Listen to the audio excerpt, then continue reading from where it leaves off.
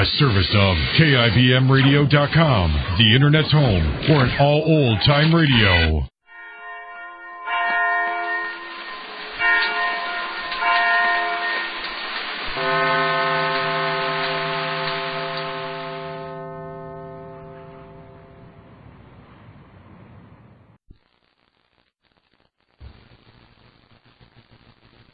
And now, Backstage Wife, the story of Mary Noble and what it means to be the wife of a famous star.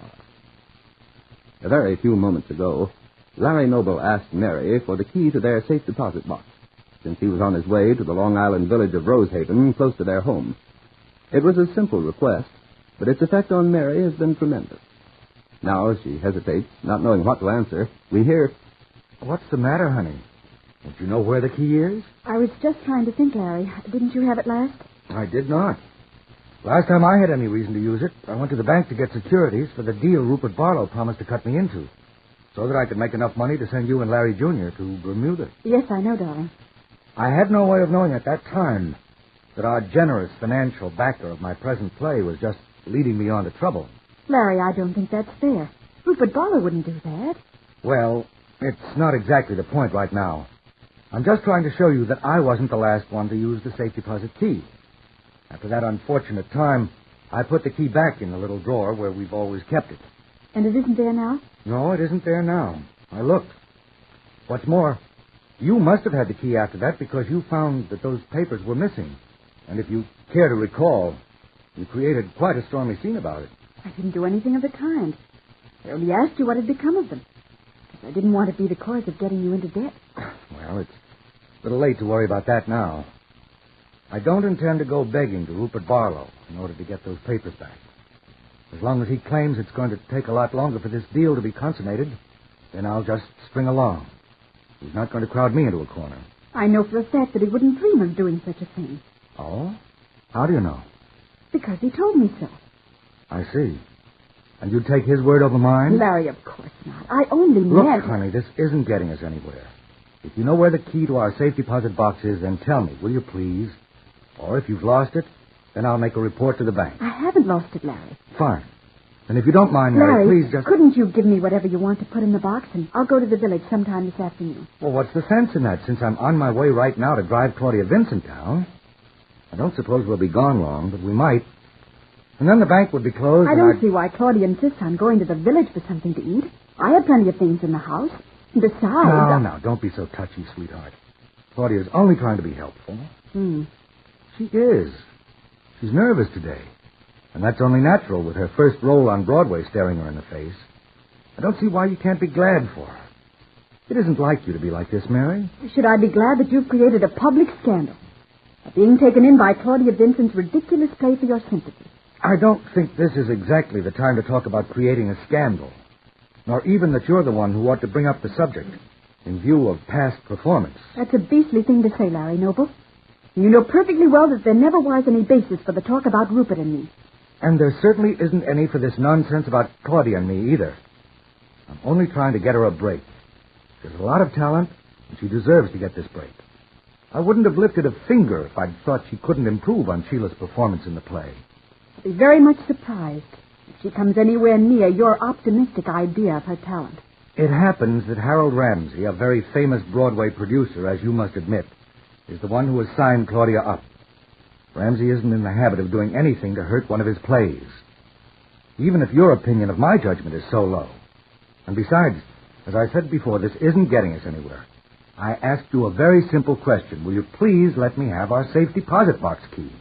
I'll look through the desk and see if I can find it. Just a minute. Oh, you'd better go, Larry. Claudia seems to be getting impatient. And I don't wonder. She's probably starved. It's hot out there.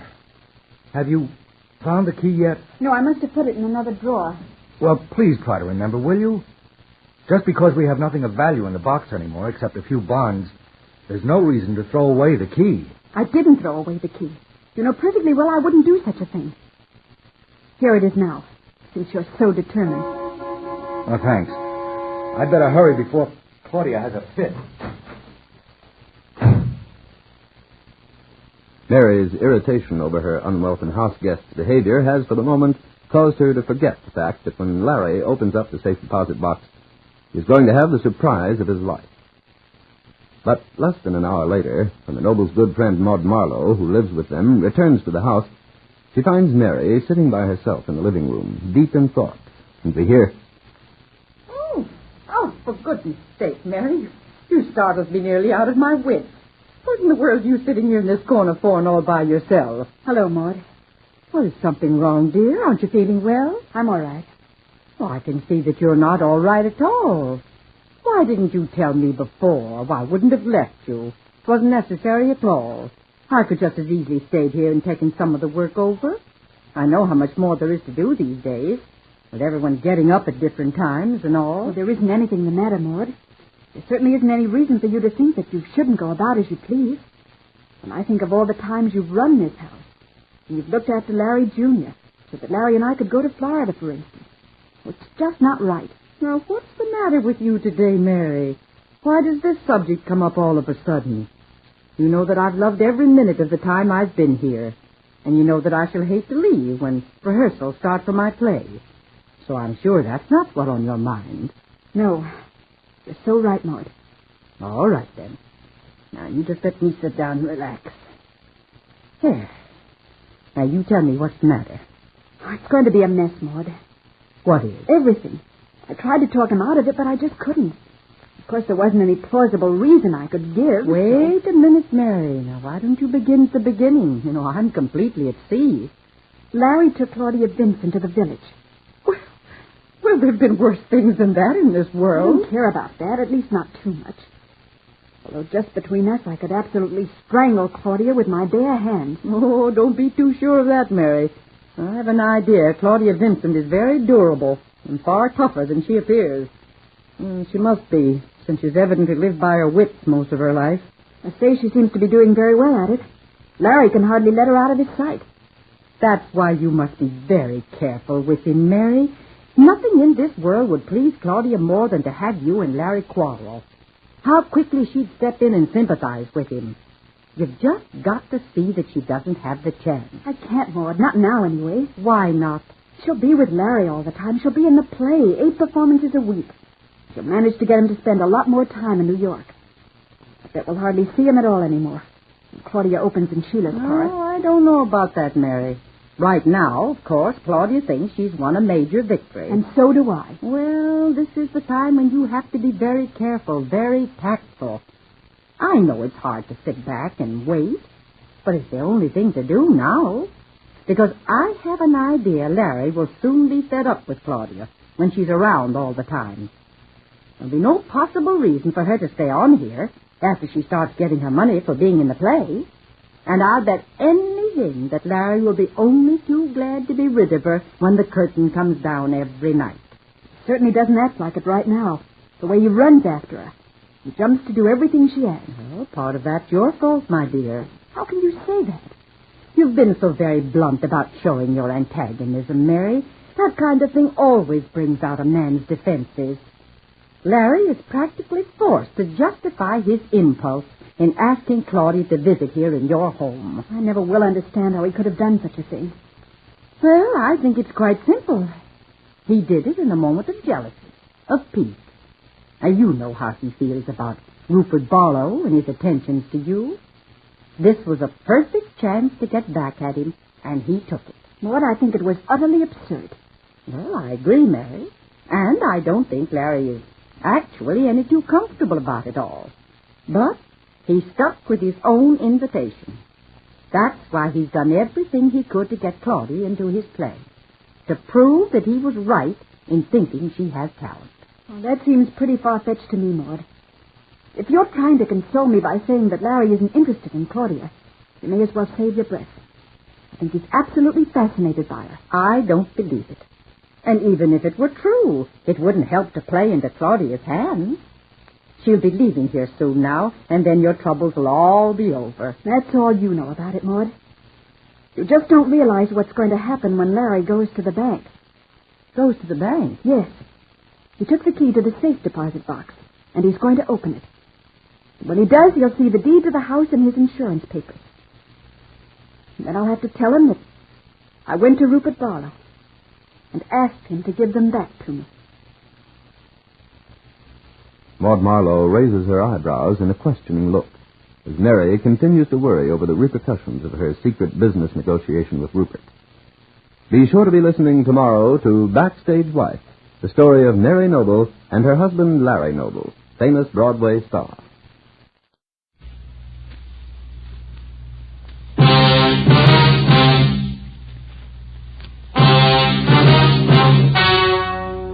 Ladies and gentlemen, the story you're about to hear is true. Only the names have been changed to protect the innocent. NBC brings you Dragnet.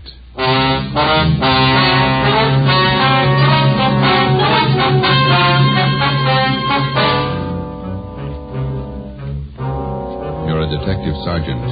You're assigned to burglary detail. A gang of hijackers has started to work in your city. Truckloads of valuable merchandise have vanished.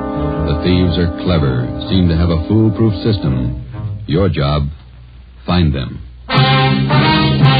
Dragnet, the documented drama of an actual crime, investigated and solved by the men who unrelentingly stand watch on the security of your home, your family, and your life. For the next 30 minutes, in cooperation with the Los Angeles Police Department, you will travel step by step on the side of the law through an actual case from official police files. From beginning to end, from crime to punishment, Dragnet is the story of your police force in action. It was Thursday, March 6th. It was windy in Los Angeles. We were working the night watch out of burglary detail. My partner's Ben Romero. The boss is Ed Backstrand, chief of detectives. My name's Friday. I was on the way back from the record bureau, and it was 5:35 a.m. when I got to room 2A. Interrogation room. Read this to him, Ben. Yeah.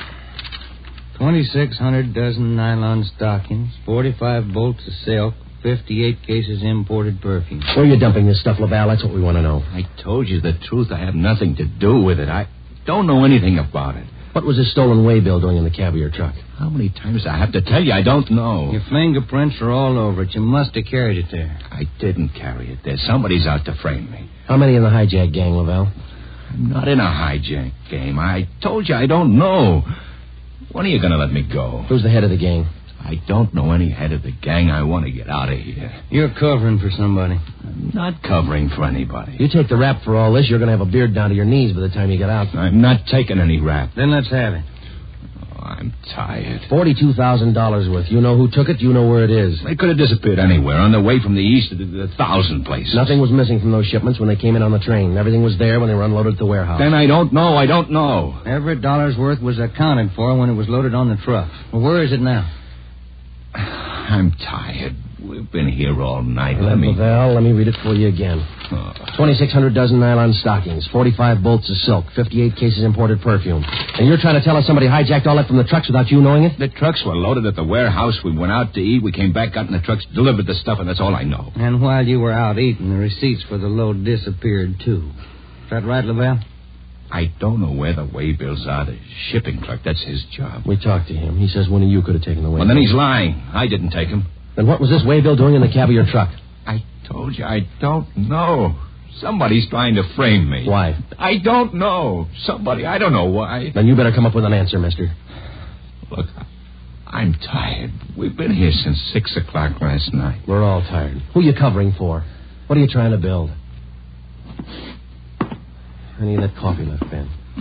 It's cold. That's all right. You want some, Lavelle? No.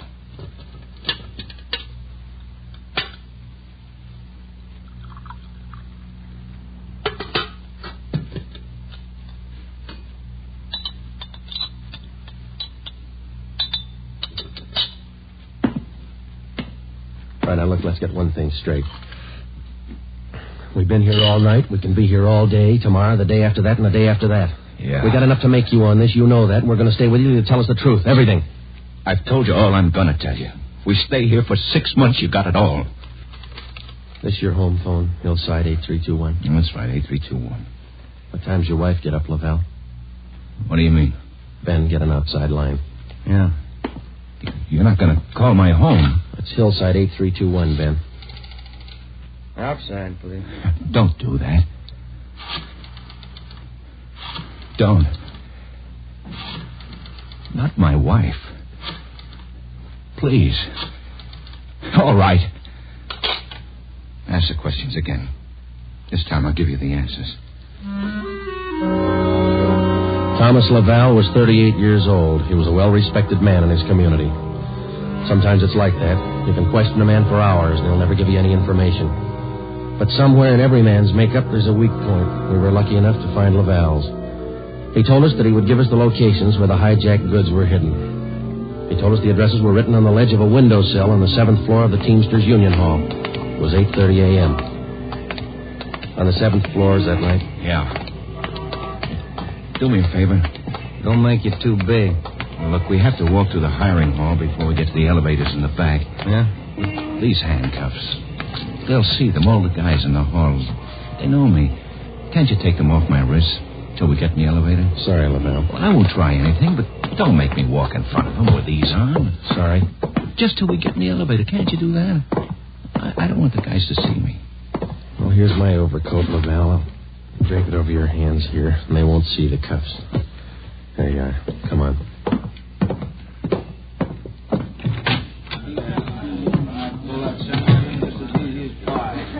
Hi, Tom. How are you? Hi. What's new, Tom? Not much.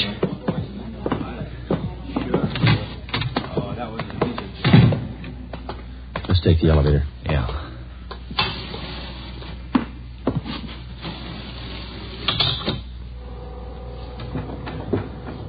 Cigarette? No, thanks. You? Yeah, okay. Thanks.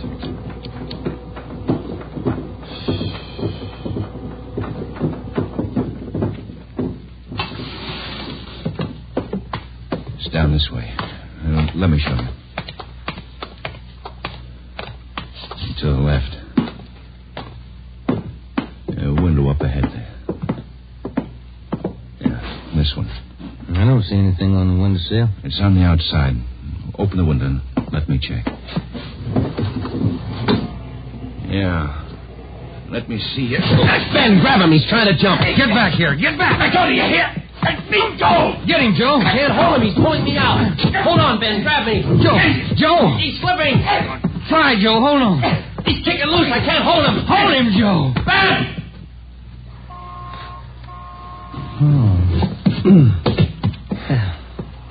I couldn't hold him. You almost went with him. Let's get downstairs. What happened? Call an ambulance. There's been an accident. Thomas Laval was 38 years old. He was a well-respected man in his community. He died with the same reputation. We had a prisoner who had met his death while in our custody. In cases like this, we had to have witnesses. By the time we got to the street, the usual accident crowd had gathered. Anybody here see the accident? What you want, witnesses? Yeah. Did you see it? Yeah, we saw it. Let's get their names, Ben. My name's Pete Garfield. This is Jack Morris. We'll be your witnesses. You'll probably be subpoenaed for the inquest tomorrow morning. Sure, we'll be there. We saw you push the guy out the window. We saw you kill him. The next morning at 10 a.m. in the basement of the Hall of Justice, Harold J. Lane, Deputy Coroner, City and County of Los Angeles, read the report of the findings of the autopsy on the body of the deceased Thomas Laval.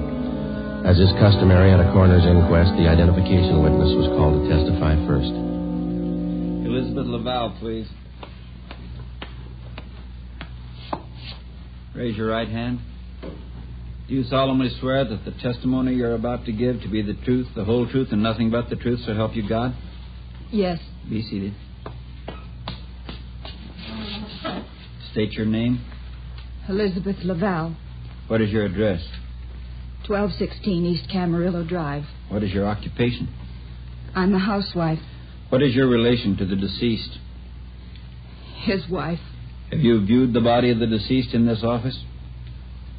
Yes. Who was the deceased? Husband. Thomas Laval. Is there anything further you wish to add? Thank you. Step down, please. Joseph Friday. Raise your right hand. Do you solemnly swear that the testimony you're about to give to be the truth, the whole truth, and nothing but the truth, so help you God? I do. Be seated. State your name. Joe Friday. What is your address? 4656 Collis Avenue. What is your occupation? I'm a police officer in and for the city of Los Angeles. Are you the investigating and arresting officer on this case? I am. Will you state briefly the facts relating to the death of the deceased? On the morning following the arrest by us of the deceased on suspicion of grand theft merchandise, he expressed a desire to assist us in the apprehension of suspects involved in these thefts and the recovery of property taken in them. Did he assist you? Well, he informed us that if we took him to the Teamsters Union Hall, that he'd be able to obtain addresses of the locations where the stolen property was cached. You then took him there? Yes, we did. What happened? When we arrived, he requested us to remove his handcuffs. We refused. The deceased then informed us that the addresses were written on a window ledge on the 7th floor. When we arrived at the window, under the pretense of searching for the addresses, he threw himself over the ledge. I grabbed his left leg to restrain him, but he kicked loose. Did you at any time have any idea that the deceased planned such action? I did not. What did you do then? We immediately went to the location of the body and had an ambulance dispatched. Do you have anything further to state? No, I have not. Are there any questions from the jury? That's all, Officer Friday. Step down. Peter Garfield. Raise your right hand. Yeah. Do you solemnly swear that the testimony you're about to give to be the truth, the whole truth, and nothing but the truth, so help you God? Yeah. Be seated. State your name. Pete Garfield. What is your address? 1654 North Pico. What is your occupation? Truck driver. Down at General Warehouse. Did you know the deceased? Yeah. How did you know him? I worked with him. And that cop's a liar, and so's his buddy sitting over there. Please confine the testimony of this inquest to facts. Were you present at the time the deceased met his death? I told you I was. And those two cops pushed Tom out of the window. Where were you at the time the deceased was pushed or jumped from the window? Jack and I just left the Union Hall. We were going out the front door when it happened. What attracted your attention? I heard him scream. When I looked up, Tom was falling. That cop was standing at the window watching him. Did you see the officer push him? Yes, I saw him. Did I understand you to say you were on the street outside the building at the time? Yeah. And you saw the officers push the deceased from the window on the 7th floor from your vantage point? Yeah. Isn't it true that that's a physical impossibility? What is? That you could have seen what you testified to from where you were standing? I know they pushed him. You know or you saw? I know, that's all. Tom wouldn't jump out of a window. Then it's true you didn't see the officers push the deceased out of the window? No, I didn't see him. Is there anything further you'd like to add? They must have pushed him. Any question from the jury? That's all, Garfield. Step down. Dorothy River. Raise your right hand. Yes. Do you solemnly swear that the testimony you're about to give to be the truth, the whole truth, and nothing but the truth, so help you God? I do. Be seated. State your name. Dorothy River. What is your address? 211 South Beverly Drive. And what is your occupation? I'm a stenographer at the Teamsters Union Hall. Were you present the morning the deceased met his death? I was. State where you were and what you were doing. I was in our office on the 7th floor doing some filing. Please state what you witnessed. The filing cabinet in our office is by the door. The office faces on the hallway, and the door happened to be open. I heard a commotion and looked out. I saw those two officers struggling with the man. Did you hear any conversation? Yes. I heard that officer there say, "Get back here, get back." The man outside the window yelled, "Let me go, let me go." This officer here, Officer Friday, said, "He's pulling me out. Hold on, Ben, grab me." How far from the window were you? I'd say about 15 feet. Do you have anything else to add? Yes. As the two policemen started downstairs, Officer Friday said to me, "Call an ambulance. There's been an accident." Thank you, Miss River. Those officers didn't push that man out the window. They were trying to hold him. witnesses, the coroner's jury retired at 11:57 a.m. 8 minutes later, they returned with their decision. The deceased met his death voluntarily and by his own actions. The homicide detail continued the investigation of Laval's death. A week went by. With homicide working one side, we hoped that they might turn up additional leads in the hijacking case. Nothing turned up. It seemed that with the death of Thomas Laval, our leads came to an abrupt stop. On Tuesday morning, March 16th at 9 a.m., we got a call from Chief of Detectives Ed Backstrand. Now, once more, what about the way bills on these shipments? You checked them? Everything we could. Talked to everybody at Hannum. And talk to him some more. $42,000 in merchandise doesn't just disappear. Now, who's the last one to handle those way bills? The warehouse shipping clerk. The bills were signed and stamped. 2 hours after he filed them in his desk, they disappeared. What about the truck drivers? You checked them out? Talked to all of them. Nothing so far. Nothing was missing from those shipments until they left the warehouse. Is that right? Yeah. And somewhere in between the warehouse and the delivery points, $42,000 worth of goods disappeared. Somebody's got to be hijacking those loads. We know that, but how do we get to it? Maybe they're working alone. Maybe they're working with the truck drivers. It's one of the others. Got to be. We just hadn't lost Laval. Well, you lost him. That doesn't close the case. You got a suggestion? Yeah, I got a suggestion. Crack it.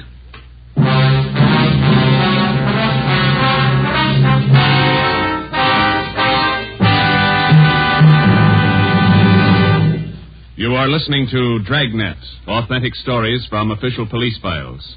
And now, an important announcement. Ladies and gentlemen, we are pleased to announce that starting next Thursday, October 6th, Dragnet will be brought to you by Fatima Cigarettes. We'd like to take this opportunity to thank you, the listener, for your excellent response to our efforts in bringing you these weekly authentic presentations of actual cases from official files. Your letters are the only indications we have that Dragnet is a source of your listening pleasure. We'd like to hear from all of you. Starting next Thursday, October 6th, over most of these same NBC stations, Dragnet will be heard weekly at 10:30 p.m. Eastern Standard Time, immediately following the Supper Club. Check your newspaper for local release time.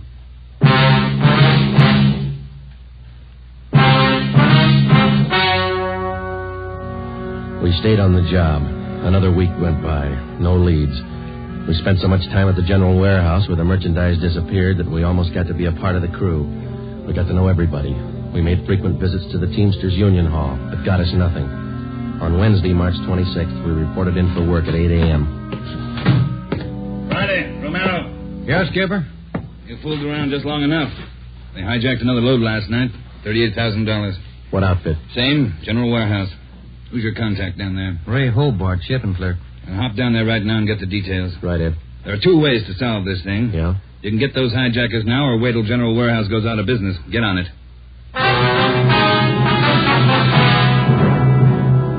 Hobart, who was the shipping clerk on duty last night? I was, working for Siggy, Siegelmeister.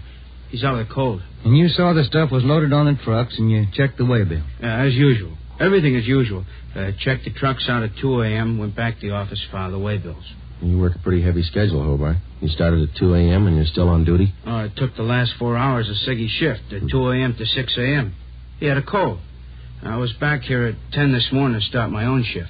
When did you find out the way bills were missing on that shipment last night? Just before I went off. Maybe 5:30, 5:45. Well, how about the truck drivers who handled that load, Hobart? You got them? Let's see. I got it right here. Okay. Here you go, Sergeant. Jack Morris and Pete Garfield. Jack Morris and Pete Garfield were brought in for questioning. We double-checked with Homicide and found that their reports on Morris and Garfield tallied with ours. No previous records. Both men had been tailed for a reasonable length of time since their testimony at the Laval inquest. Their actions failed to implicate them. 4 days after the second hijacking, we got a tip from one of our informants down in the warehouse district. He told us that a man in a gray suit had been hanging around the coffee shop next to the Teamsters Union Hall. He was peddling nylon stockings, cheap. There had been other reports like this, which we had followed up, but none of them had paid off. Usually such leads didn't pay off, but we couldn't be sure. They had to be checked. At a few minutes before 5 that afternoon, we found the nylon salesman in the gray suit in the back booth of the coffee shop adjoining the Union Hall. Look, Meg. Take a look. Fine it. You can't do better. 51-gauge nylon. Look good, huh? Sure do, don't you, Joe? Yeah, they do. We've been looking for you, Mac. Some of the guys in the Union Hall said that you'd be around. Sure, I saw lots of these around the hall. Truck drivers, just like you, buying them like crazy. Good deal. Sure looks like it, man. How many Bergen we have? Many as you want. 4 bits a pair, you name it. You got a couple of dozen for us? Couple of dozen? No, not on me, but I can get them. Many as you want. Well, we're kind of in a hurry. Can you get them for us fast? Couple of dozen. Better make it 3 dozen, huh, Joe? Yeah, if you want. 3 dozen. Can you get them now? Couple of hours I can get them. Same quality. Want to meet me here? Oh, I don't know. We wanted them for tonight. My wife's birthday, you know. Well, maybe an hour and a half. How's that? 3 dozen, meet you here. Oh, look, Mac, maybe we're both heading the same direction. Can't we go with you and pick up the nylon? Save time for all of us. No, I don't think so. No. Can't you wait? Hour and a half? How's that? Never find a better buy? I'm sorry, Mac. I wish we had the time. Well, where do you have to go to pick up these nylons? Oh, way out. Sunset Boulevard near Fairfax. Can't you wait? I'll make it fast. Can't we pay you and then go out and pick them up ourselves? Huh? No. Don't work that way. No. Can't you wait here? I'll make it fast. We ought to be home now, Joe. Yeah, I'm sorry, mister. We'll have to skip it. Yeah, maybe we can pick up something on the way home, Ben. Candy or something. Wife likes candy. Now, look, fellas, I don't want to see you lose out on this deal. I'll meet you halfway. How you mean? Look, together we'll go out to Sunset and Fairfax, huh? Near the place. You wait there at the hamburger stand, and in 5 minutes I'll bring you the stuff, okay? Oh, I don't know. We're late already, but... All right, it's a deal. I'll call the wife and tell her we're going to be a little later. 3 dozen, is that right? 3 dozen of the best. You can't do better. All right, I'll be back in just a minute.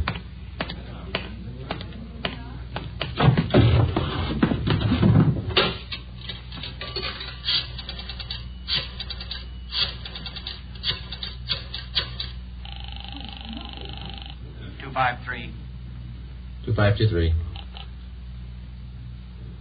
Chief of Detectives Office, Chandler. Mike, Joe Friday, Backstrand there? Out right now, Joe. Well, then do me a favor, Chandler. Make it fast. Get a couple of men out to Sunset and Fairfax as fast as you can. Tell them to watch for Ben and me. You got that? Yeah, what else? We'll drive up in our car with another man. Ben and I will get out of the car and go in the hamburger stand. The other man will walk off. Whoever you get, tell him to follow that man. You got it? Right. All right. Just tail him. See where he goes, see what he does. Okay, Joe, right away.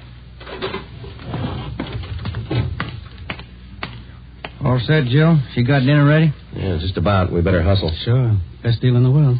Let's go. At 5 minutes to 6, we pulled up at the corner of Sunset Boulevard and Fairfax. It was almost dark. Ben and I got out of the car and started over for the hamburger stand on the corner. We caught a glimpse of Barcy and Kaplan in one of our detective cars parked in a gas station on the opposite corner. They had their eyes on our man. When the traffic signals changed, the man crossed the street and headed down Fairfax. Barcy and Kaplan waited a minute, and then they took off after him. He turned at the next corner and disappeared from sight. Ben and I ordered a cup of coffee, and we sat down to wait. At 6:30, we were still waiting. At 5 minutes to 7, I went across the street to the drugstore and called the office. Barcy and Kaplan hadn't been heard from. Their car, 105K, was not acknowledging calls. I had my call switched from communications to Backstrand's office. Well, they lost him Friday. I don't know how they lost him, but they lost him. Well, who's out there now? Sullivan and Whitney took a detail out there. They're combing the neighborhood right now. Well, how did it happen? A man just doesn't disappear into thin air. That's what I keep telling you about that stuff that's been hijacked. The search for the nylon salesman went on all that night and most of the next day. From his description, we ran a make on him. No previous record. He had disappeared completely. We were right back where we'd started from. The only thing we could do was to start backtracking, re-questioning the people at General Warehouse, the truck drivers, the shipping clerks. We kept a close check on Garfield and Morris, and we went back to the only possible lead still remaining, Mrs. Laval. She could tell us nothing more than we already knew. When we left her, we started on the neighbors for the second time around. For the rest of the day, we canvassed the immediate neighborhood. We got as many opinions of the Lavals as they had neighbors. At 3:30 that afternoon, we visited with Miss Gertrude Langster, a 50-year-old maiden lady who lived almost directly across the street from the Laval house. She'd been out of town the first time we covered the neighborhood. The old saying goes, Sergeant, there's no fool like an old fool. Oh, say, if I told you the chances I had when I was a girl. Yeah, but we just... not truck drivers like that Laval man, God rest his soul. But fine, wealthy men, bankers, lawyers. Templeton Grant, you remember him? No, ma'am. I was engaged to him once. Butterfly waist, that's what he used to call me. Well, I was slim in those days. Would you like to see some pictures of me as a girl? No, thank you, ma'am. We'd just like to ask you a few questions, that's all. Could you tell us if the Lavals had many visitors to their house in the past 6 months or so? Oh, no. Funniest thing, I am the nosy type, Sergeant. I like to know everything that goes on around my neighborhood, and you can take my word for it, the Lavals never had visitors. You know, Sergeant Friday, you remind me of a young man I used to be engaged to just a few years ago. Yes, Miss Langston. Now, would you tell us, please, did you have any reason to think that there was something a little out of the ordinary about Laval? Oh, little out of the ordinary, he says, but my dear man, yes. Here he was, a truck driver, and there she was with a home furnished like the Astors. Why, I even used to see him cart some of the things home in that car of his, beautiful things, rugs and glassware, bolts of fabric. Oh, gorgeous. And he'd bring these things home after work. Is that it, Miss Langston? Anytime. Day or night, weekends, anytime. Mm-hmm. After 4, Joe, we better call office. Yeah. Now, are you sure of all that you've told us, Miss Langston? Sure. Oh, my dear man, of course I'm sure. I watched him week after week. Well, thank you. Won't you stay for a cup of tea? I'll have Josephine fix it. Josephine? No, thank you, ma'am. Well, then, perhaps a glass of sherry? Thank you, no. But there is something. Yes? I wonder if we could use your phone, please. Oh, yes. In the hall, next to the umbrella stand. Thank you, ma'am.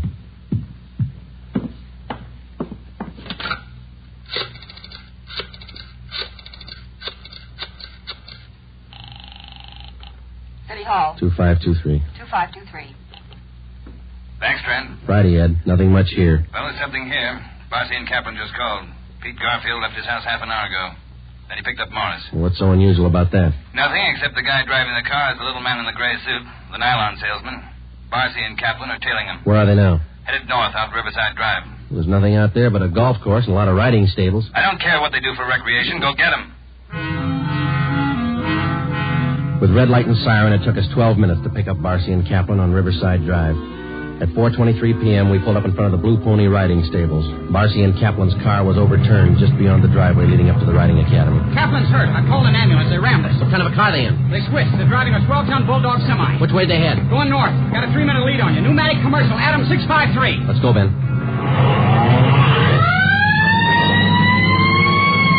Can you see him, Joe? No, not yet. Watch that crossing.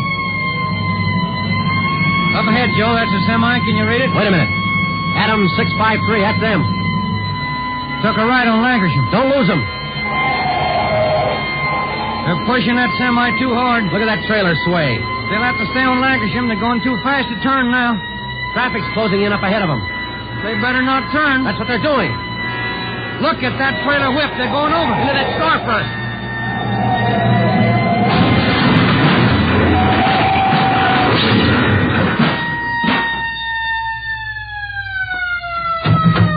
Come on, Ben. You all right? Wait a minute. Let me see. Yeah, they're banged up, but they're alive. Well, there they are, Joe. Yeah. Garfield, Morris, little man in the gray suit. It's funny, isn't it? What's that? Garfield's going to swear we pushed that truck through that window.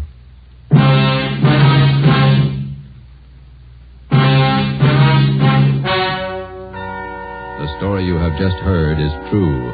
Only the names were changed to protect the innocent.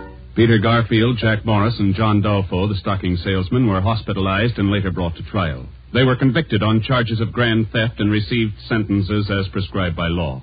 They are now serving their terms in the state penitentiary. You have just heard the 18th in a new series of authentic cases from official files. Technical advice for Dragnet comes from the Office of Acting Chief of Police W.A. Wharton, Los Angeles Police Department. Tonight's program is dedicated to motorcycle officer Elmer Forsman of the Fresno, California Police Department, who on the afternoon of October 6, 1946, gave his life so that yours might be more secure. Remember, starting next Thursday night, October 6th, Fatima Cigarettes invite you to listen to Dragnet immediately following the Supper Club. That's 10:30 p.m. Eastern Standard Time over most of these same NBC stations. Check your newspaper for local release time. Dragnet came to you from Los Angeles. Judy Canova joins the star lineup of Saturday shows tonight on NBC.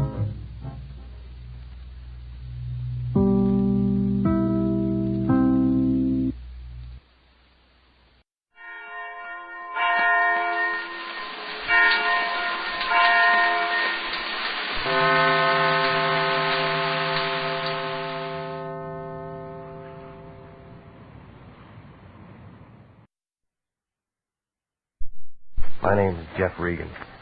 I get 10 a day in expenses from a detective bureau run by a guy named Anthony J. Lyon. They call me the Lion's Eye.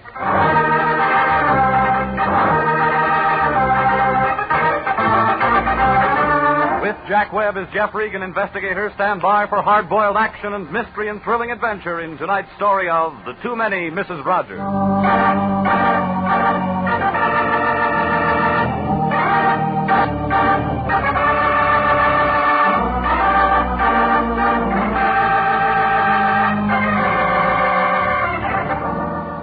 7th Street, near Olive. That's where it stands, downtown L.A. Cosmopolitan Building. A big chunk of granite poking its way up through a parking lot.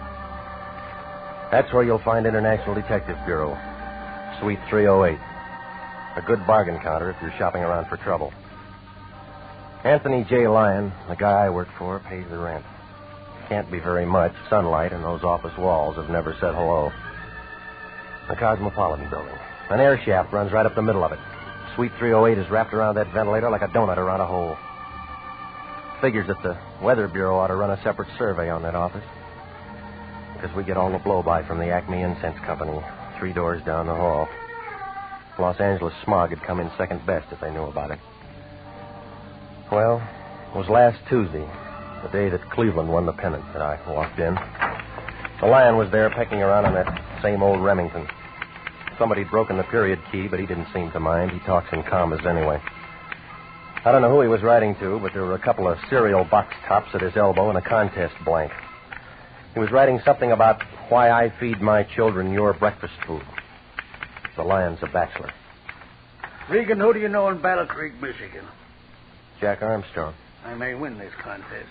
Here's one for you to fill in. No, I don't eat breakfast. This is different. I got it as a case. Here's the address. Hinkle and Hinkle. Well, they make pills. It's a funeral parlor, one of the best in town. I'm healthy. I want you to be very careful how you talk to these people. Who, the customers? Hinkle and Hinkle, father and son. They got a fine establishment, and all the best people go to them for the final right. Well, I'm fresh out of Shroud. They got problems, Hinkle and Hinkle have. What's the trouble? Hop over there and they'll tell you. I'd rather get it from you. Regan, I can't do that. Why? You've read our business card. Anything told to an international man is in the strictest confidence. I wrote that and won't double-cross a client. Well, that's a new twist for you. What do you mean? Every day you dump these phony cases in my lap and I go out on them. All I do is play tag with homicide. You won't get caught. A lot of canned tuna felt that way. You know I take care of you. That's what I don't like. Hinkle and Hinkle are expecting you right now. Yeah. Jump in your car and get over there. What do I say to them? Just say hello. They'll pick it up from there. You know, someday I'm going to quit. If you do, you'll starve. So what? You'll still wind up at Hinkle and Hinkle.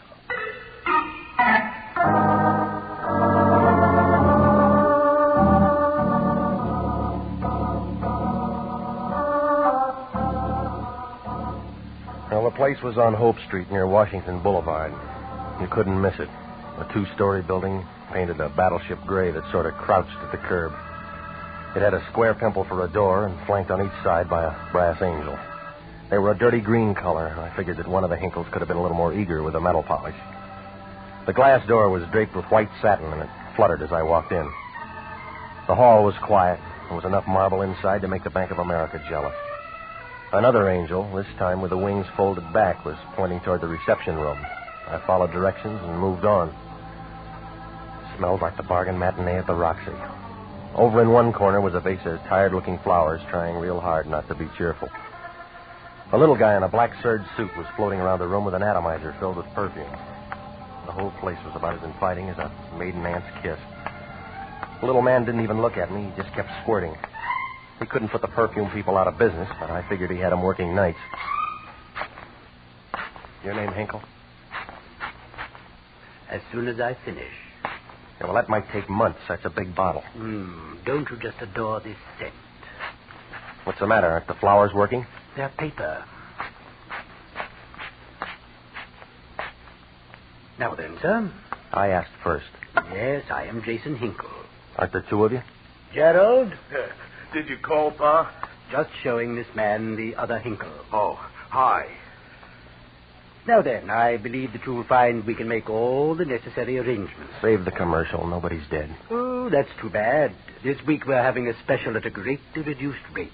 Well, I figure I got a few more years. Now, look, didn't you want to see me? Oh, you from Atlas. Who? Atlas Casket Company. We have plenty on hand. Penicillin has practically ruined our business. My name's Regan. I'm with International. Oh, of course. You're the Lion's Eye. I'm glad you got here. Well, tell me, and we'll both be happy. Hey, Pa, he don't look so tough. What you do, Buster? You scare me. I'll bet I could break in the middle. Never mind, Gerald. I'll have to apologize for him. He lifts weights. He'd have to carry that head around. Just say the word, Pa. Gerald. Now, Mr. Regan, if you'll step in the back room. All right. I have to be careful about Gerald. He's just a junior partner. He ought to be the silent one. He didn't learn to talk till he was almost 9. I paid him for 6. Drink, Mr. Regan. No, thanks. I stopped drinking that stuff in 32. Oh, you mean the formaldehyde label. Yes, I have to hide it from Gerald. All right, now we've been through the family album. What's the job? Do you know a Mrs. Rogers? The phone book's full of them. Mrs. Rogers has been most unfortunate. Poor dear woman, they were married such a short time, and they were ecstatically happy. Her husband die? Mm-hmm. She lost him 3 days ago. Hinkle and Tinkle are handling the last rites. Poor Mrs. Rogers. She's so young. She want a shoulder to cry on? Mrs. Rogers wished her husband taken to the family plot in Lahey. We're finishing the limousine, and she's requested someone to accompany her. I'll try a Pullman Porter. They like to travel. This whole thing has most unusual aspects. Mrs. Rogers thinks she needs protection. We could send Gerald. She'd still need protection. No, Mr. Regan, she wants you. She paying for this? I believe Mr. Lyon has her check. Okay. That all you got to tell me? Mr. Regan, we only handle the dead. Well, they don't need protection. That's what they said about King Tut.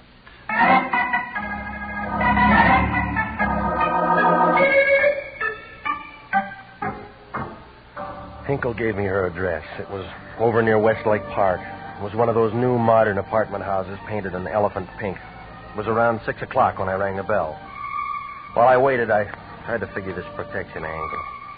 I thought maybe I could talk her out of it and wind up the whole thing right here. I kind of figured that she was just upset and needed a man around. When she opened the door, I knew I was right. You could see she was in mourning. She was wearing black lipstick. She was tall and thin, with long blonde hair. She made Mr. Peabody's mermaid look like a beginner. Right then, I knew that this case was about as much on the level as the city of San Francisco. She needed protection, all right, but so did I. When she said hello, it melted all over you like honey on a hot biscuit.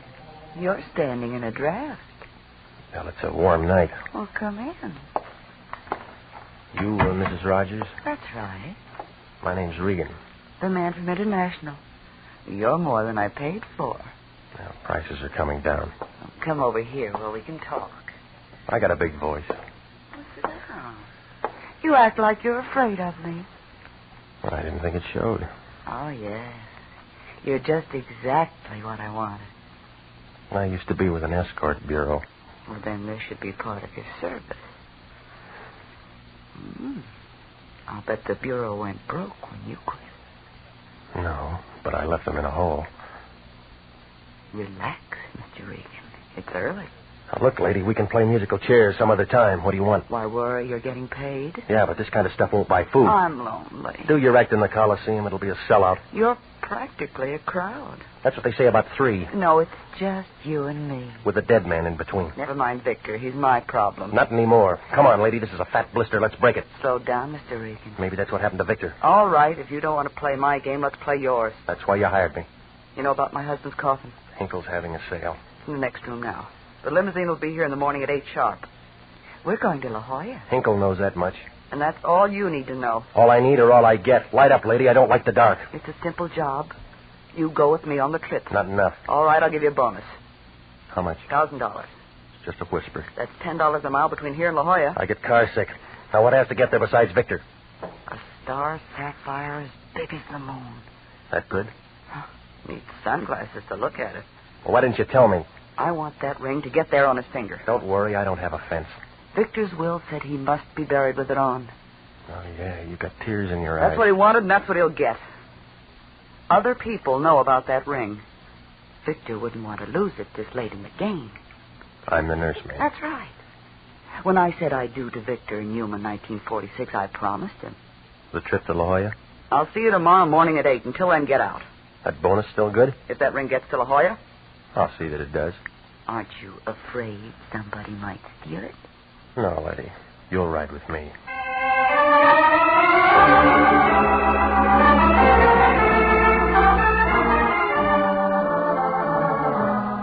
Well, I began to get an uneasy feeling, like a steer on the way to Kansas City. I left Helen Rogers and walked outside.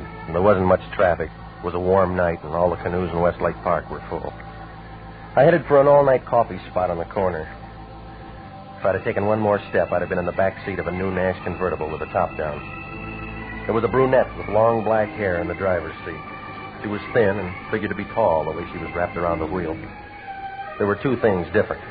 She had bright red lipstick, and her hair was black. She was wearing a dress the color of a boulevard stop, and she flipped the right door open. One look at her, and you knew that Dallas was wrong about their women. Want a lift, soldier? No, I only got a weekend pass. Plenty of time. You can go AWOL. No, I'm bucking for sergeant. Get in, and I'll tell you about the atomic bomb. Short ride? No. I think a long. Okay, I'll buy the gas. Won't have to, Mr. Regan. I've got a credit card. Now, don't tell me you're lonely. You're in trouble. What kind? Bad client. Why? You should be working for Mrs. Rogers. That's who signed the check. I'm Mrs. Rogers. That blonde's got a license to prove it. Yuma, 1946. I've got priority, Mexico City, 1942. No divorce? Victor was a poor Boy Scout. He could only tie one knot. He went for the chorus line. And played for keeps. And I loved him. Helen didn't. How do I know? I don't care if you do. All right. What do you want with me? I'm his wife, his first one, his real one. We had some sort of life together before the scenes changed. It's my job to bury him. That all? That's all. It's a corkscrew. Straighten it out, sis. I'm telling you the truth. You left out one item. Tell me that sapphire's got nothing to do with the affection. It hasn't. That's what the other Miss Rogers said. She's a liar. A blonde one. She'll run out of bleach. You're trying too hard. I'm telling you, Regan, I'm not going to sit by and do nothing. I believe you. You're letting your fingernails grow.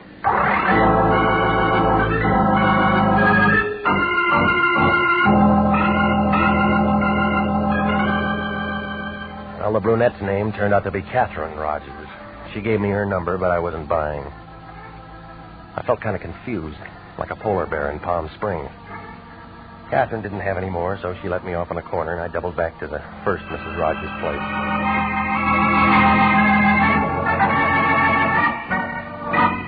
It was about 20 minutes later when I rang Helen's bell. No answer. The door was unlocked, so I went in. The room was dark, except for the neon sign outside the bedroom window. I could see Victor Rogers' coffin banked up with flowers. The biggest blossom was already wilted. It was Helen. She was lying on the floor, and her fire was out. Well, I went back to the living room to call homicide, and I smelled taboo perfume. She made a real good reflection in the mirror behind me. This one was a redhead. She had long hair. She was tall and thin enough to slip under the door. She had a little hand, but her finger could reach the trigger of the gun that she had in my back. I couldn't tell too much about her, but if I'd known her in college, my homework would have suffered. Don't make a date. You're not going to make it. She'll wait. It may be forever. Hang it up. Did you do the job on the blonde? Maybe. Too many going for that sapphire. Maybe. Which one are you? Rita. Where'd he find you? South America. Different places, different girls. That's it. He'd make a good advance man for the United Nations. Just the female department. All right. When'd you win your letter? Havana, 1944. You're right in the middle. No, you are. Well, the Andrews sisters did all right. I want to duet with you. I'll sing off key. That's all right. It's the style. No music. You're not listening hard enough.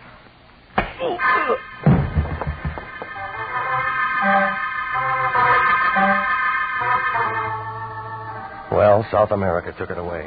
When I came out of it, I was all head, like tapped beer in a cheap saloon. The room was full of homicide. They must have got a hotshot call, because they were all there. All I could see was the seats of their pants. I picked out the shiniest pair, and I knew it was Sergeant Sanducci. He was standing over me with a notebook. The way he was sucking on that pencil, I figured he must have been a lollipop man in his youth. Everybody was there. All the newspapers. The fingerprint men were dusting everything. I had about as much chance as a Christmas tree salesman in July. Sanducci leaned into me. Borderline anemia? Oh. Kind of tired? Yeah. Anybody would get tired lugging a heavy gun. What gun? This 38. It pushed a hole in that blonde. That's not mine. Who cares? The hand is yours. That's where we found it. Hey, Sanducci, let me shoot a picture of the eye, will you? Yeah, go ahead. Look happy, Regan. I got a bad smile. Oh, we'll retouch it.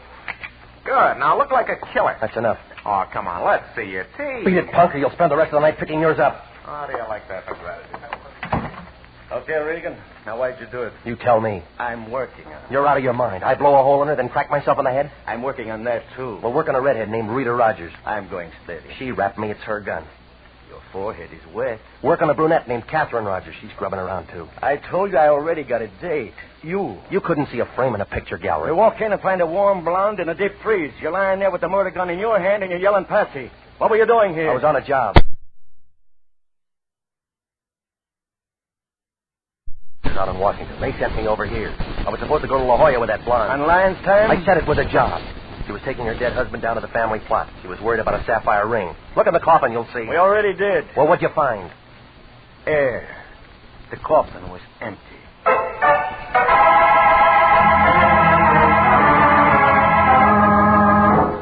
You are listening to the story of the Too Many Mrs. Rogers, tonight's adventure with Jeff Regan, Investigator.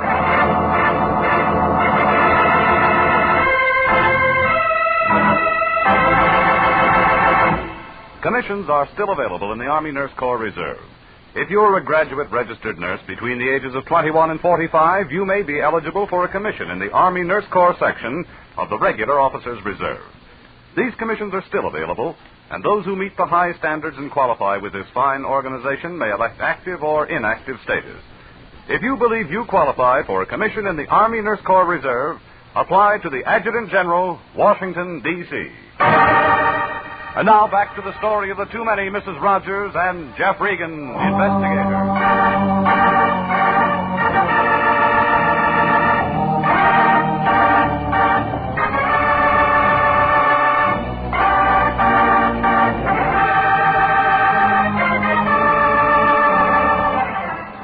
Well, I had about as much chance as a snowball in a Turkish bath. The Lion sends me to a funeral parlor run by two guys named Hinkle and Hinkle. They bank me off to a blonde, Mrs. Rogers, who wants protection taking her husband's body to La Jolla. He's being lowered with a star sapphire on his finger. Everybody's scrambling for it. But Victor Rogers was a collector of long-legged ladies, and the blonde turns out to be just a single in the crowd scene. There's two other Mrs. Rogers, a brunette and a redhead. You can't tell one from the other without a program. The next thing I know, the blonde is dead. I'm holding the murder gun, and an alibi is full of as many holes as a piece of cheesecloth. There's no star sapphire, no body in the coffin, and Sanducci of homicide is pounding away at me. Well, the police finished in the blonde's apartment. The prints were lifted, and the gun was wrapped. It was Sanducci all the way. Come on, Regan. Say why. You're pressing. I just work hard. You got nothing. You'll be saying that in the chamber. You're bluffing. How do you figure? The setup's so strong, even you can smell it. I got sinus. Well, you're not taking me in. Well, who said I was? Let's see. We'll be around for you when we're ready. Retirement will set in first. I'll sign for another hitch. Look, if you got to keep beating your head against the wall, come over to my place. What for? It's brick.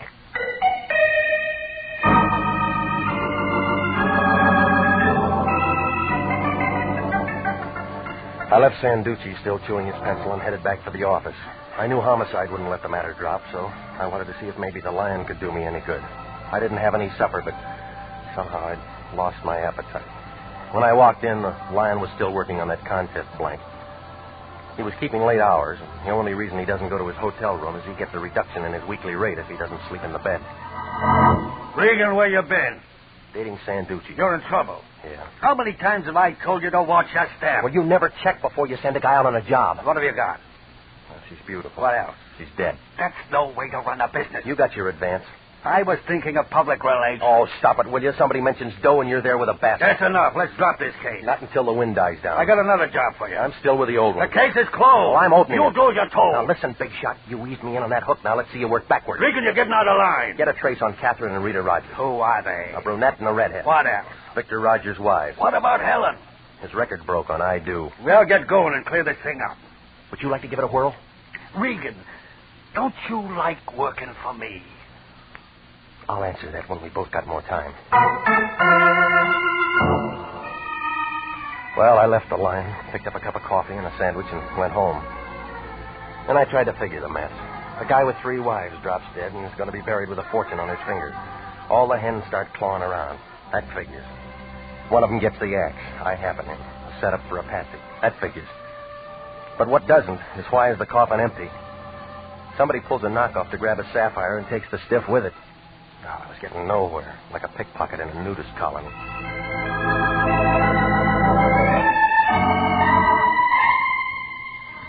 The next morning, I was back on Embalmer's Row, Hinkle and Hinkle. I went inside. The little guy in the black suit and his son were standing in the entrance hall. Old Hinkle came toward me kind of slow, like an ant with a super chief in tow. You're back so soon, Regan. Everything all right at Mrs. Rogers? Your business is picking up. I don't understand. Neither do I. You fill it in. Now, there's no use taking that belligerent attitude. Now, listen, you. I played patsy long enough. Hey, Pa, shall I mash him? You heard Gerald, Regan. Now, get your paws off of me quick. Oh, we're backstage now. Your grease paint's off. I don't know why you came back here. We don't know anything about it. That's your version. Look, Regan, I'm going to try to let you down easy, so pay attention. You were called on a routine job. We played our part, now you play yours. Take that trip to Lahey. We're going to need a bigger car now. I told you all I know. Now beat it. Homicide wants somebody. I'm going to give him you. You're on a treadmill. That's all right. It's slowing down. I'm tired of this small talk, Regan. Now get out of here before I sick Gerald on you. Is that all you got to offer? That's it. Now blow. Okay. Next time I'll bring homicide. Just won't give up, will you? Gerald? Yeah. How do you want him, Pa? Broken, too? You handle it. I'll be in the back room. Fist or gun butt, Pa? Hold still. You should be glad Pa didn't say fist. It's harder. See? Oh. I dreamed about you last night, Regan. Must have been something you ate. I dreamed I broke you in two. You're still walking in your sleep. You say funny things, Regan, but your face don't go with it. Get away from me, you big ape. I seen a clown in a circus once. He had a big red nose like this. Oh. And he didn't have no teeth. And he had little teensy eyes way back in his head. Oh. Yeah, you make a swell clown now. I was getting nowhere, like a skyrider in a high wind. Gerald must have got tired. He stood over me grinning like a Notre Dame gargoyle. I tried to get up a couple of times, but it would have been easier to get to Ohio on a pogo stick. I kept wondering if he'd ever quit when the front door opened and Catherine, the brunette Mrs. Rogers, came in. She had a .32 in her hand, and she leveled it at Gerald. Stop it! We're going to the circus. Stop it or I'll kill you! All right, you heard her. What about the circus? Come here, you. There ought to be a place for you in the sideshow. I got tired waiting for you to come to me. Yeah, thanks. Shall we go where we can talk? What do you want? You. So did Junior here. My hands are softer. Your gun isn't. You can hold it. It's not good enough. Still don't trust me? No. We'll go in your car. Oh, it gets better. We'll go to your place. Okay. You won't be sorry. Why? Because I'm going to help you, Regan. You just did, lady.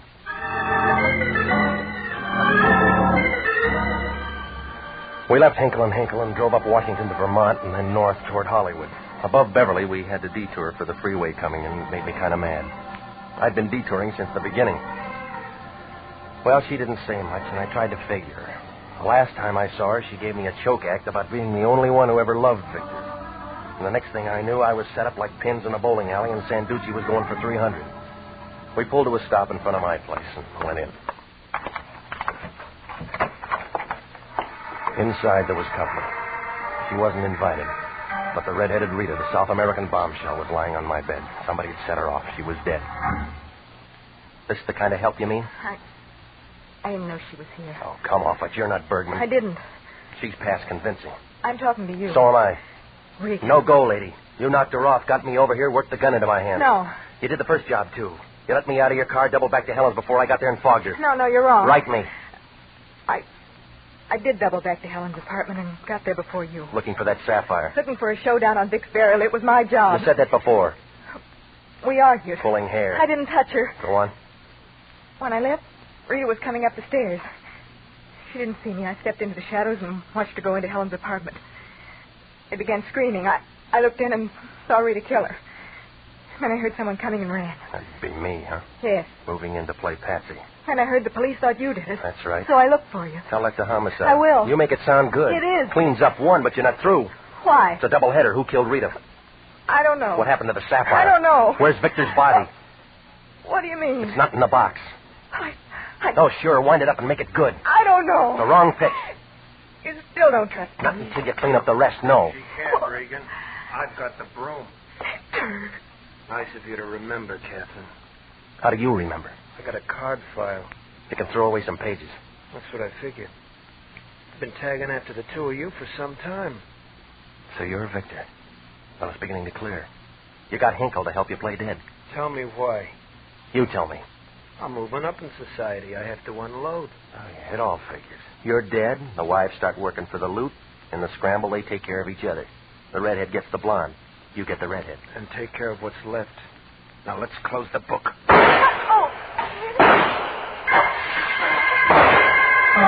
Victor's aim was good. Catherine went down. Sanducci got Victor from the bedroom window. His sapphire ring caught the light as he sprawled on the floor. And then Sanducci climbed in off the fire escape. Catherine's hair was still long, but she wasn't tall anymore. Regan. Yeah, baby. Victor. He's through. He was no good. Yeah. But I loved him. Uh-huh. We should have met sooner. So long, soldier. That's it, Regan. Yeah. She seemed like a nice kid. Yeah. It's going to be a long trip, but she'll make it.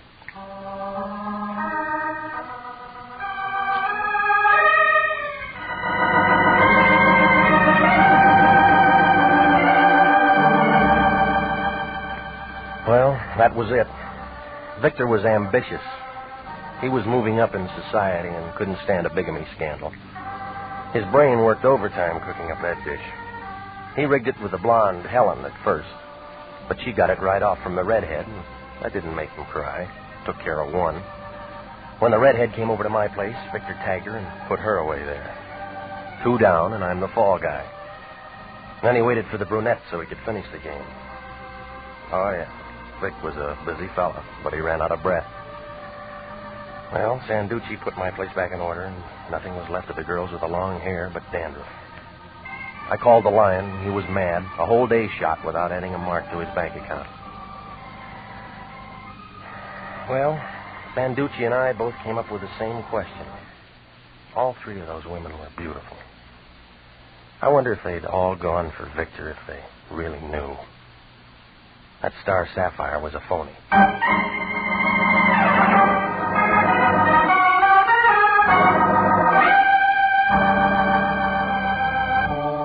Jack Webb is featured as Jeff Regan, with Herb Butterfield as Anthony J. Lyon. Jeff Regan, Investigator, written by Larry Roman and D. Jack Newman, produced by Sterling Tracy, is heard each week at this time over CBS. Tonight's cast included Grace Leonard, Gloria Blondell, Laurette Philbrandt, John Hoyt, Jack Petrucci, Paul Frees, and David Ellis. If you're a graduate registered nurse, please listen carefully to this important message. 29,000 nurses are needed to join the new Army Nurse Corps Officers Reserve. For the first time in history, qualified nurses have the opportunity of receiving commissions in the regular Army Reserve. These nurses will remain on inactive status, ready to serve their country in time of emergency. For further information, drop a card to the Adjutant General, Washington, D.C. Original music for this program is by Milton Charles. Bob Stevenson speaking. This is CBS, the Columbia Broadcasting System.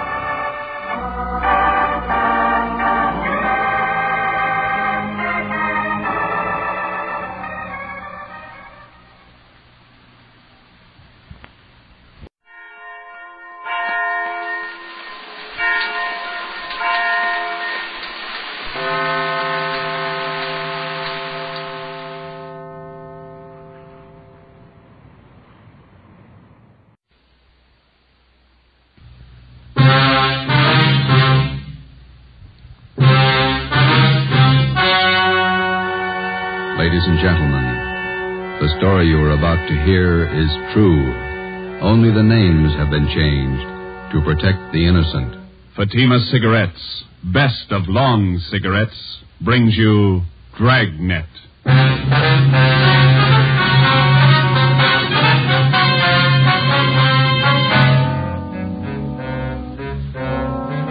You're a detective sergeant.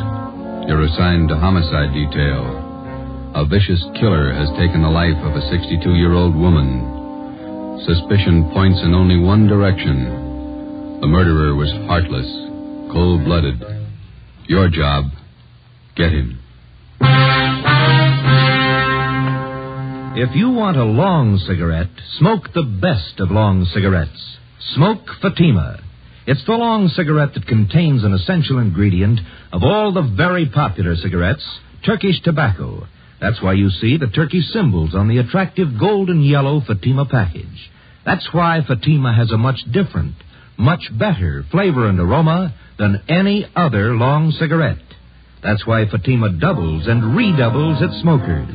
Yes, if you want a long cigarette, smoke the best of long cigarettes. Smoke Fatima. Dragnet, the documented drama of an actual crime. For the next 30 minutes, in cooperation with the Los Angeles Police Department, you will travel step by step on the side of the law through an actual case from official police files. From beginning to end, from crime to punishment, Dragnet is the story of your police force in action. It was Saturday, November 5th. It was foggy in Los Angeles. We were working a day watch out of homicide. My partner's Ben Romero. The boss is Ed Backstrand, chief of detectives. My name's Friday. It was 3:35 p.m. when I got to room 42. Homicide.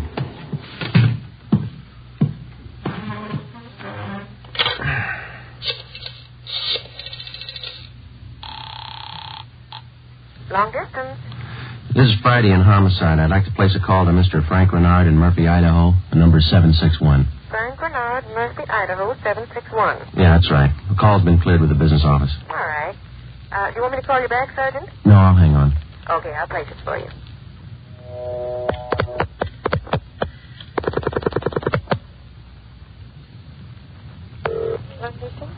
Long distance, Mr. Frank Renard, Murphy, Idaho. Murphy, 761.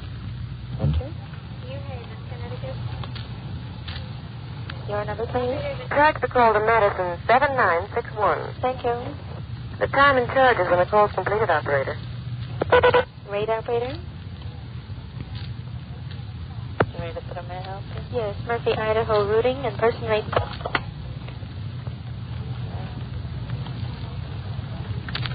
Tuesday, NAMPA, Napa. Hi. 43. Hi.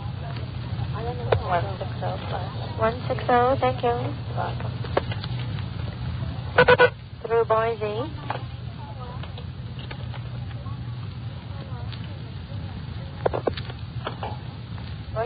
I'm calling Napa.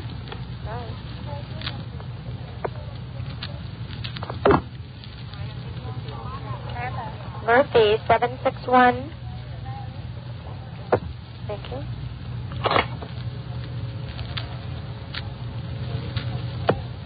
Keep ringing, 761.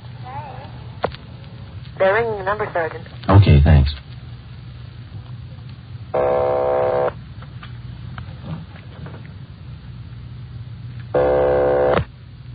Hello? Mr. Frank Renard, please. Los Angeles calling. What do you want? Mr. Frank Renard, please. Los Angeles calling. I'm Frank Renard. Go ahead, please. All right, Sergeant, go ahead. Hello? Hello? Hello, Frank Renard? Yeah, who's this? This is Sergeant Friday, Los Angeles Police Department. We've got an urgent message for you. For me? Well, what's the matter? Well, your wife, Dolores, asked me to call you. Something's happened to your mother. What do you mean? What's happened? I better let your wife tell you. She wants you back in Los Angeles right away. Look, what's this all about? I can't leave my job now. You better come. Your mother's been murdered.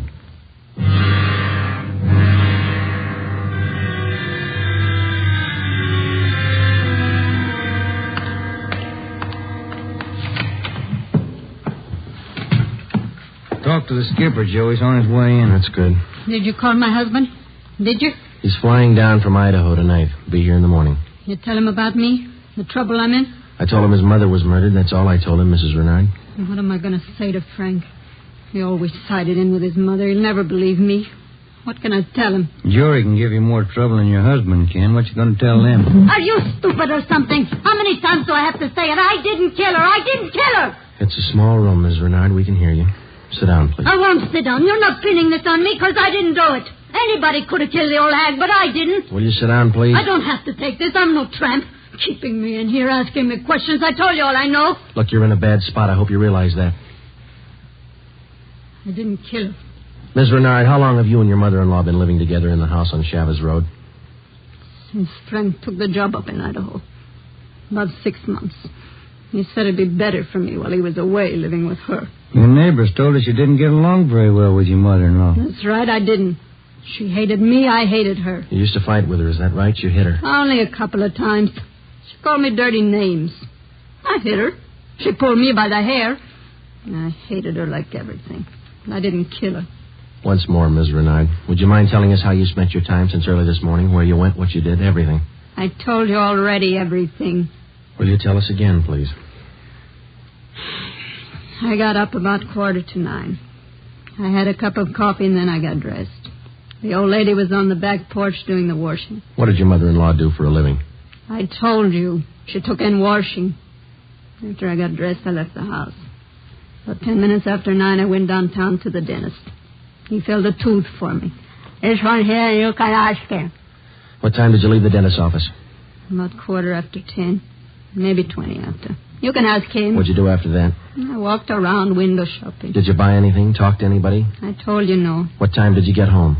12:30. I went in the bedroom. The old lady was on the floor. Blood all over. I felt her heart. It wasn't beating. Is that when you got the blood on your dress? Yeah. Now, that's all I'm going to say.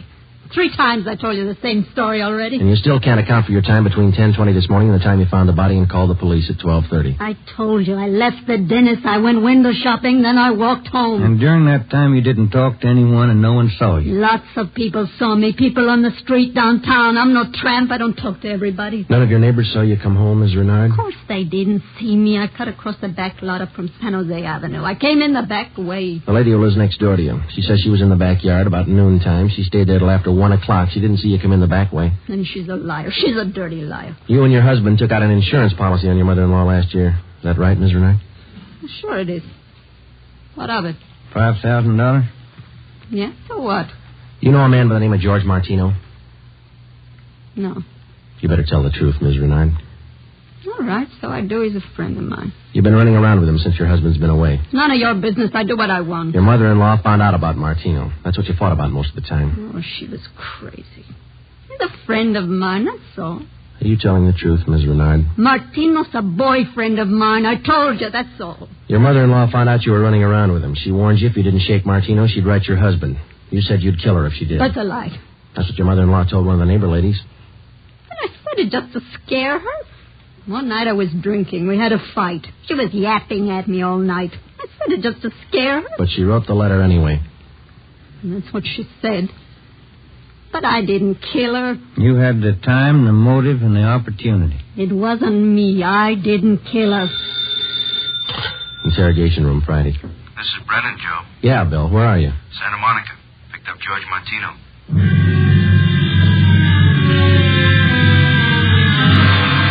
Ben and I drove Mrs. Renard to Lincoln Heights Jail, 5th floor, and had her booked on suspicion of 187 PC. When we checked back in at the office, Brennan and Wiseman, the other 2 men on the case with Ben and I, were questioning George Martino in the interrogation room. Ben and I stood by. Martino admitted only 2 things. He had been running around with Mrs. Renard since her husband left town, and he had heard Mrs. Renard express a desire to do away with her mother-in-law. After the questioning of Martino, Sergeant Brennan, Ben and I met with Chief Ed Backstrand. It was 5:15 p.m. You got everything but the murder weapon, huh? That and Mrs. Renard's confession. She ought to come through, huh, Joe? I don't know. She's scared, but she's still got a smart mouth. What about Martino, Brennan? You think he had a hand in it? I don't think so. We spent most of the afternoon talking to him. He hasn't got the guts. We took a statement. Does he have an alibi? Solid. What was the cause of death? Strangulation, multiple fractures of the skull. All the motives are with Mrs. Renard, Chief. Pretty clear-cut job. No evidence of robbery or burglary, I guess. A couple of dresser drawers in the bedroom were emptied on the floor and clothes tossed all around. Pretty obvious plan to make it look like burglary. Maybe. We found 3 $1 bills in plain sight. They were on the floor near the body. If a burglar went through the stuff, he wouldn't have missed that money. Then it shouldn't be too much trouble tying it up. Shouldn't be, Skipper. Friday and Romero, you follow the case through. Just a minute. Hello, Backstrand. Yeah? What? All right, I'll send him over. Lee Jones. Just finished checking the evidence at the crime lab. Yeah? He thinks Mrs. Renard's innocent.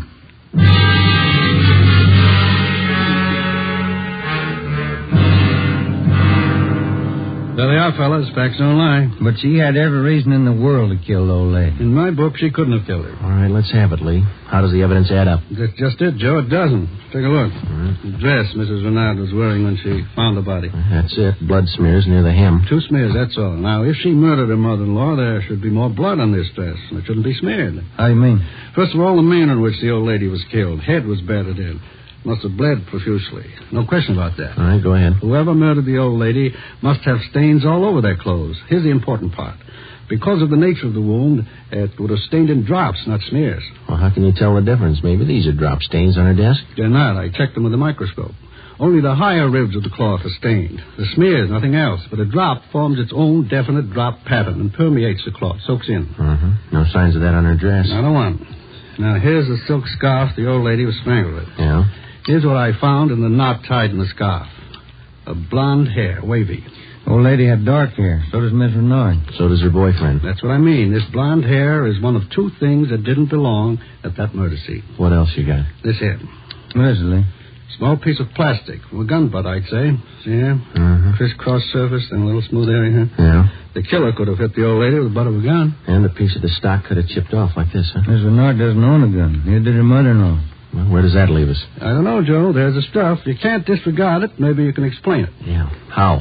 Well, first prove this dress isn't the one Mrs. Renard was wearing this morning. Then find the dress she did wear. And we know she wore this when the dentist identified it, and so did 2 of the neighbors. That's what I mean. The dress is too clean, doesn't belong. Yeah. And this blonde hair, this piece of gun butt, they don't belong either. Well, you think she's innocent? You're looking at the evidence. What do you think? 6 p.m. Saturday, November 5th. Ben and I went back to the office and met with Brennan, Wiseman, and Ed Backstrand. The open and shut case against Mrs. Renard was up in the air, but we still weren't sure that she was innocent of the murder of her mother-in-law. Ben and I drove to the Lincoln Heights jail and interviewed the suspect again. She agreed to submit to a lie detector test. We drove back to the office, contacted Sergeant Berger, the department's polygraph man, and set up a special test for the following day. The next morning, we met with Berger and formulated a list of key questions, and then we picked up Mrs. Renard and brought her to the 3rd floor of the Old City Jail building, the polygraph room. At 10:33 a.m., the test got underway. As usual, Sergeant Berger conducted the interview alone. Backstrand, Ben, and I waited outside. Well, how about Mrs. Renard's husband? Get in town yet? He's due in around noon, Skipper. Got a smoke? Yeah. Here you are, Ed.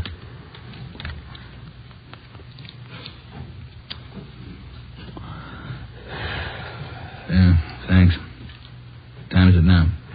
11:25. Here's Berger now. That's it, Ed. Well, what'd you get? I can study the chart a little more. The results are pretty well defined, though. How's it look? No reaction to the key questions. What's your opinion? I don't think she did it.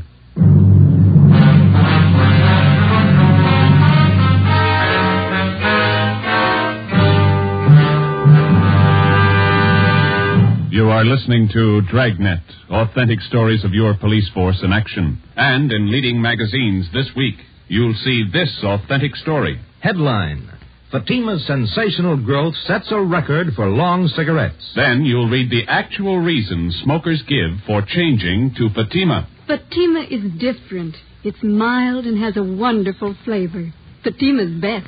These are the words of Miss Pamela Bookman of New York, where Fatima has increased its smokers 132%. Fatima tastes much better than any other long cigarette. It's the best. Says Mr. James S. Winterhalter of Detroit, where Fatima smokers have increased 348%. I like the flavor, and Fatima is mild.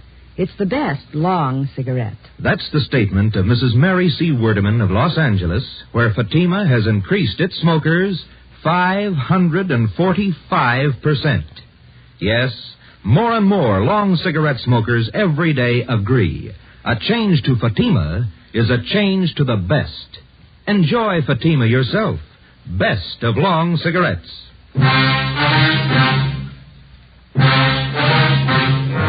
8 a.m., Monday, November 7th. Mrs. Renard was released from custody. We questioned her husband, Frank Renard, briefly. He could tell us nothing more than we already knew. Brennan and Wiseman were called back on the case, and together the four of us started over again from the beginning.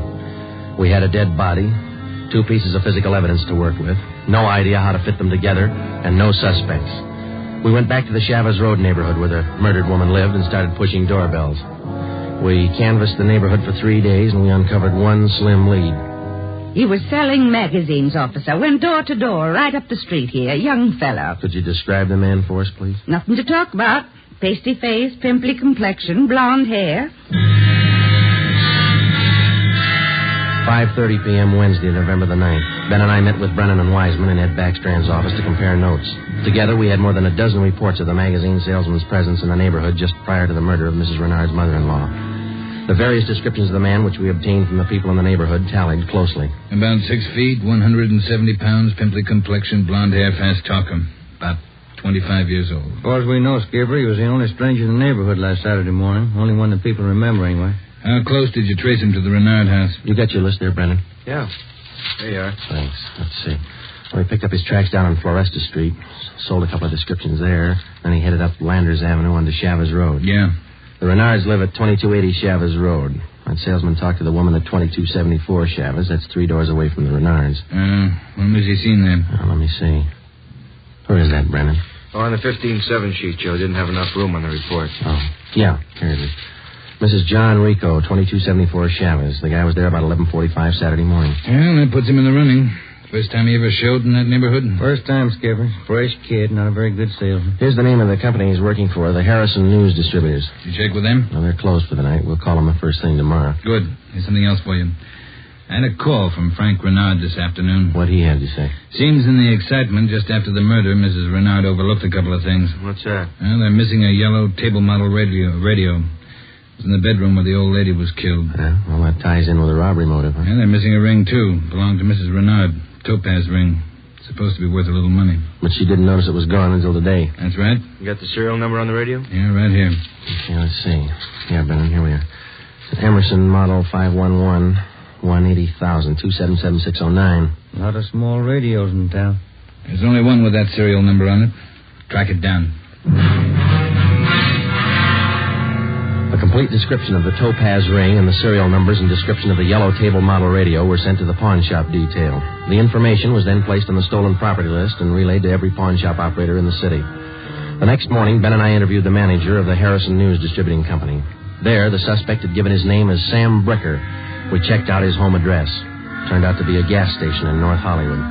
We took the suspect's job application blank with a specimen of his handwriting, and then we drove back to the office. Sam Bricker. We were unable to get a make on the name from the Record Bureau. We checked the cards on every known criminal who was cataloged in the oddity file as having a pimply complexion. None of them matched. That night, we got out an APB and a radiogram. The suspect's trail led from one salesman's job to the next. On his last job, he gave his name as Albert Berry. His address is 1430 Palo Alto Drive. That was in the Echo Lake District. Ben and I drove out to check it. 1428, 1430. There it is, Joe. Yeah. At least it's not a gas station, huh? Come on.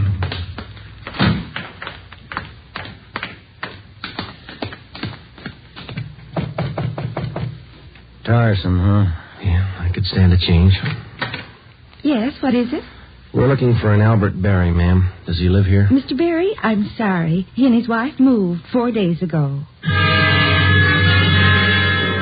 We identified ourselves as police officers and had the landlady, a Mrs. Catherine Hoffman, show us the apartment which Berry and his wife had occupied. It was still vacant. In one of the closets in the apartment, we found a cheap overnight bag. The lock on it was broken and one of the seams had ripped. I forgot about that old bag, and Mr. Berry told me I could throw it away. Take a look. I'm in. How long has Barry been married? Do you know, Mrs. Hoffman? No, I don't. But the way they acted, lovey-dovey all the time, I don't think they've been together long. Hey, Joe. Look, some kind of an identification tag. Yeah, let me see. Get it up here. It's a tool disc, it looks like, doesn't it? Jameson Larrabee, Pittsburgh, Pennsylvania. You're not after Mr. Barry, are you, officer? Yes, ma'am, we are. Did he leave a forwarding address? I wish he did. I'm holding 3 letters for Mrs. Barry in my apartment right now. May we see them, please? Certainly. Would you step this way, please? My apartment's just across the hall. Yes, ma'am. Would you like a bottle of beer or something? No, ma'am, thanks. Let's see. I thought yes, here they are. 3 of them, Sergeant. From her folks, I think. Mrs. Barry's from Fresno. Oh, that's good. I want to copy down this return address, Ben. Yeah, go ahead. Okay. That's C.K. Ulrich, U-L-R-I-C-K. 525 North Lamona, Fresno. Yeah, got it. There you are, Miss Hoffman. By the way, did the Barrys say they'd call for their mail? Mrs. Barry did. That's why I'm holding on to it. All right. Just one more question. Do you remember if Mr. and Mrs. Barry had a radio? Yes, they did. A small one. Do you remember what brand it was? No, I don't. It had a yellow case. That's all I remember. Before we left, we called Ed Backstrand, and he had an immediate stakeout placed at the apartment house in case the Barrys returned to pick up their mail.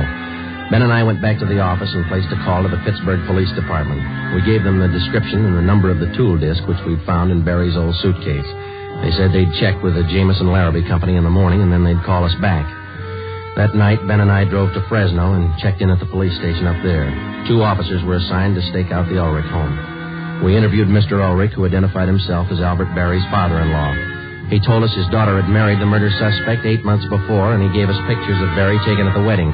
Ulrich told us that he'd catch a Santa Fe train out of Fresno the next morning. He wanted to be in Los Angeles to take his daughter home when Barry was apprehended. It was almost 2 a.m. when Ben and I left Fresno and started back for Los Angeles.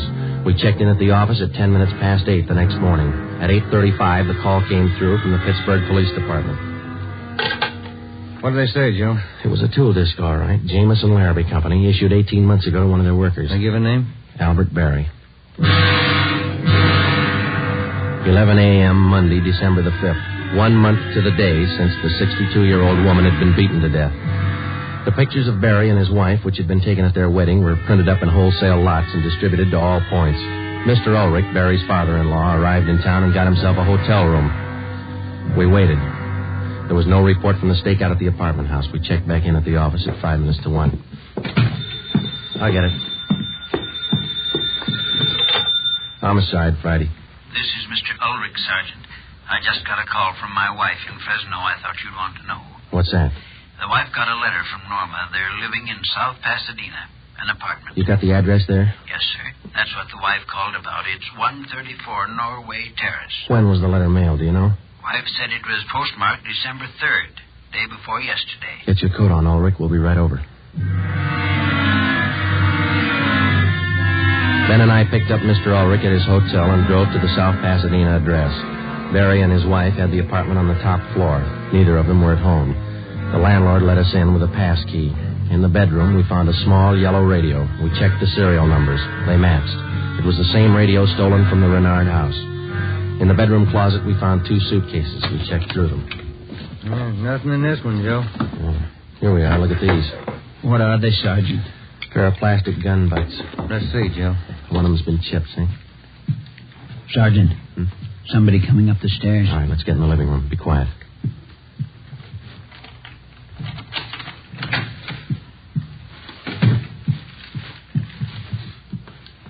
Ed, what are you doing here? Who are these men? Police, Norma. They want Albert. He killed a woman. Dead. It's all right, Norma. It'll be all right. Did you know your husband killed a woman, Miss Barry? He just told me last Saturday. We've been running away for a month now. Moving all the time. I wanted to know why. So he told me. He said I was in it as much as he was. And I'm tired of running. Why did he kill her? Did he tell you that? He said he broke in the house. He didn't know anyone was home. The old woman was in the bedroom. She started to cry out. He had a gun. Hit her with it. Where's your husband now? I don't know. Said he'd come home for dinner. About 5. I bought the groceries. What time you got, Ben? 3:30. That ring you're wearing, Miss Berry. Did your husband give you that? Yes, why? What kind of a stone is that? Topaz. Bert gave it to me. Why? Nothing. We'll wait. 5 o'clock came and went. Barry failed to show. 5:30. Ulrich started to get nervous. 6 o'clock. 6:30. No sign of Barry. I went to the window and kept an eye on the street below. At 6:45, a light green Nash sedan pulled to a stop in front of the apartment house. A man got out and went into the main floor entrance. Bert. I'll let him in. All right. How long have you had the new car? A couple of days. Bert got it credit. What do you want me to do now? Does he have a key to the apartment here? He lost it. Okay, when he rings, let him in. Just act natural. Ben? Yeah. You cover me. I'll get the cuffs on him. Right.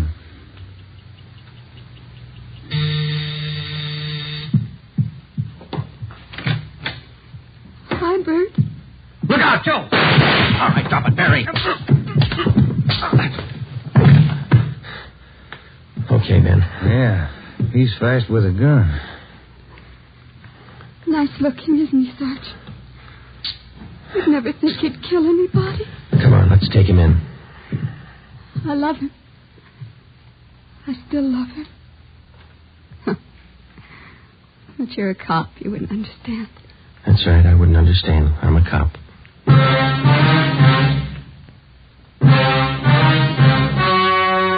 The story you have just heard was true. Only the names were changed to protect the innocent. On February 16th, 1947, trial was held in Superior Court, Department 82, City and County of Los Angeles, State of California. In a moment, the results of that trial. Earlier tonight, you heard the reports of amazing increases in Fatima smokers from New York to Los Angeles.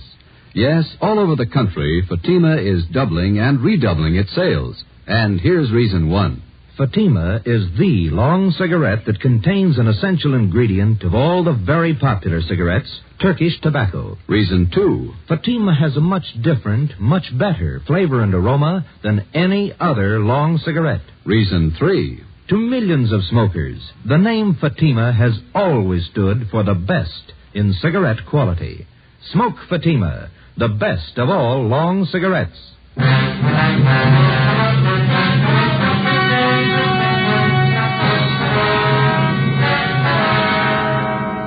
Albert Ralph Berry was tried and convicted of murder in the first degree.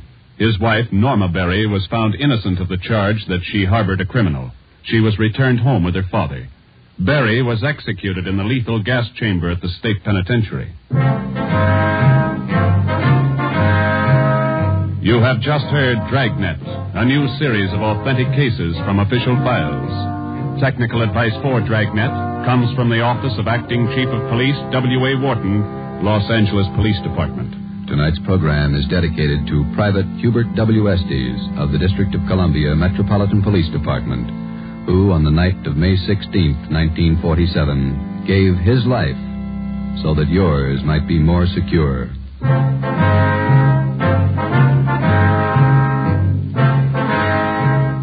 Fatima Cigarettes, best of long cigarettes, has brought you Dragnet, portion transcribed from Los Angeles. Be sure to hear songs by Morton Downey tonight on NBC.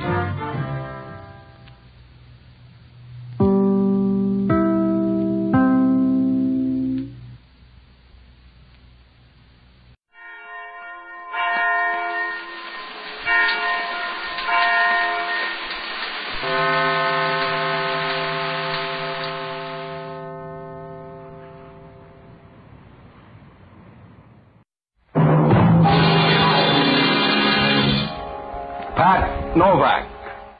For hire.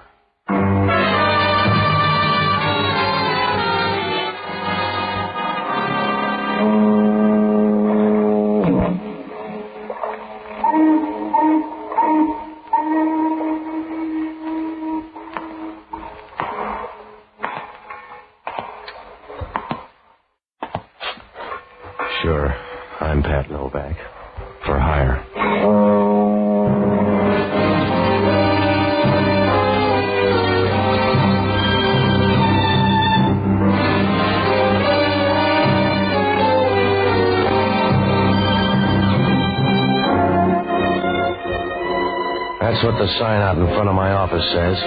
Pat Novak for hire. It's about the only way to say it. Oh, you can dress it up and tell how many shopping days there are till Christmas.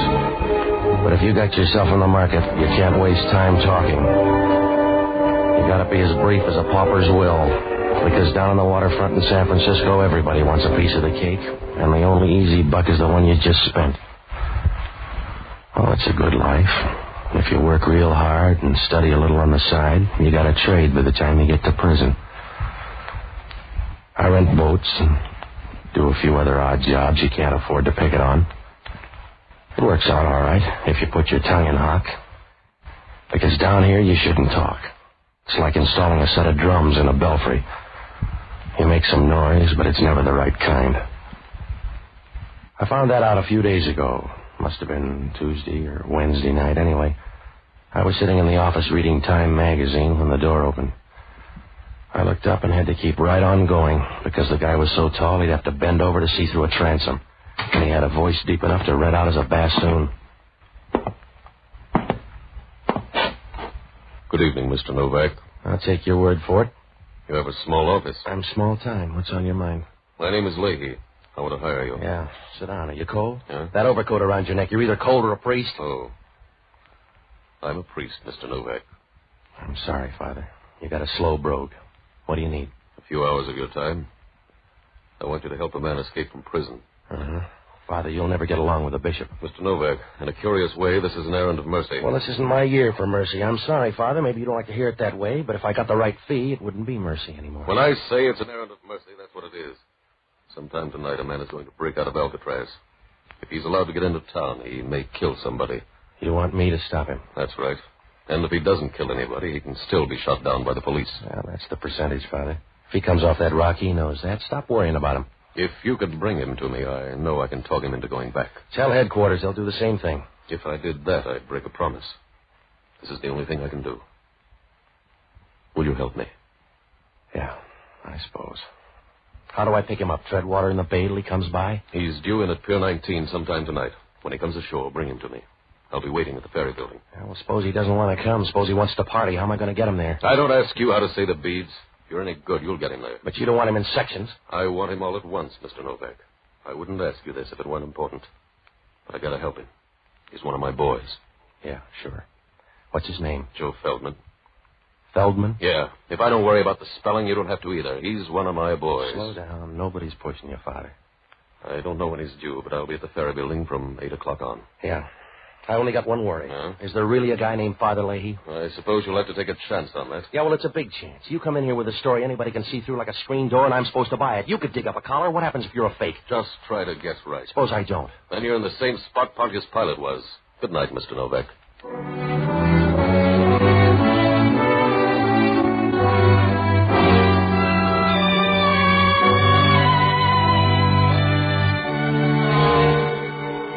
Whoever Joe Feldman was, he had a good friend.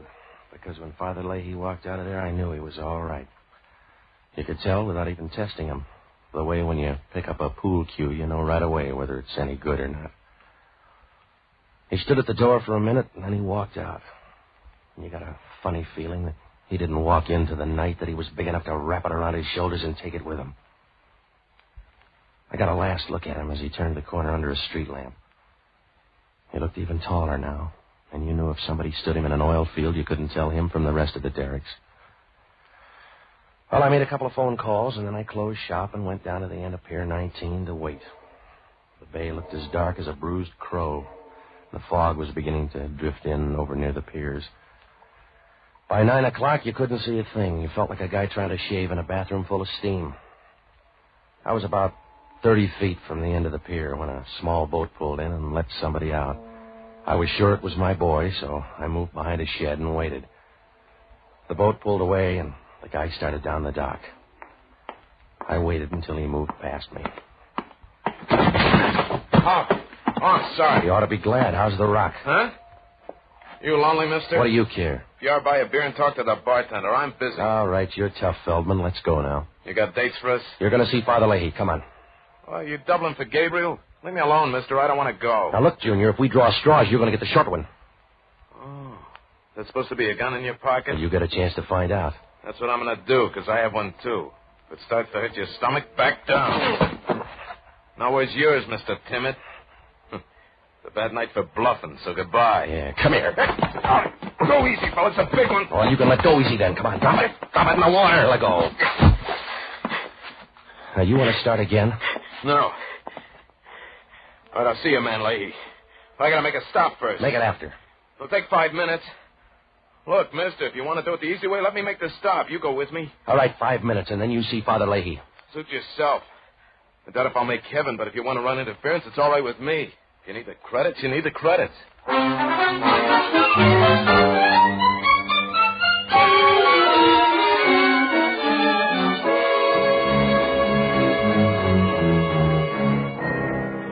Joe Feldman wasn't very friendly. He sat over in the corner of the cab, and he didn't say a thing. He just kept looking at me and waiting, like a guy feeding arsenic to a rich ant. A few minutes later, the cab pulled up in front of a hotel on Geary Street, and we walked in. One look at that lobby, and you got the idea. The place was about as cozy as an abandoned mine shaft. Over by the wall, there was an old mohair couch, and the legs on it were so warped pretty soon it was going to look like period furniture. There were a few chairs, and over by the stairs, a faded calendar of a girl in tights holding a jar of mayonnaise and winking, whatever that meant. And there was a broken clock over the desk. But you knew it was all right, because nobody there cared about keeping track of time. It was something you got rid of in a hurry, like a bent quarter.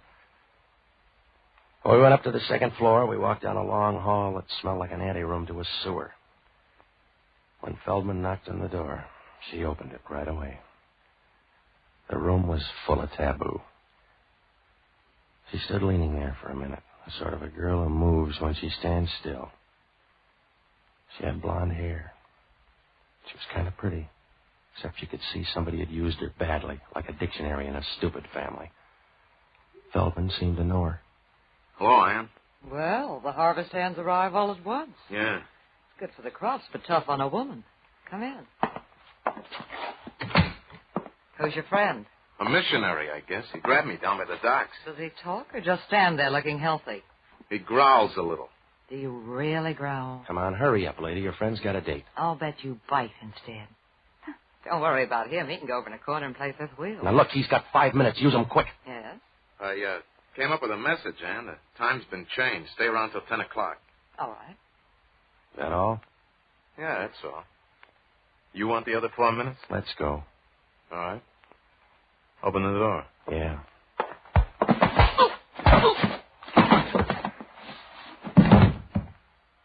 You didn't open it fast enough.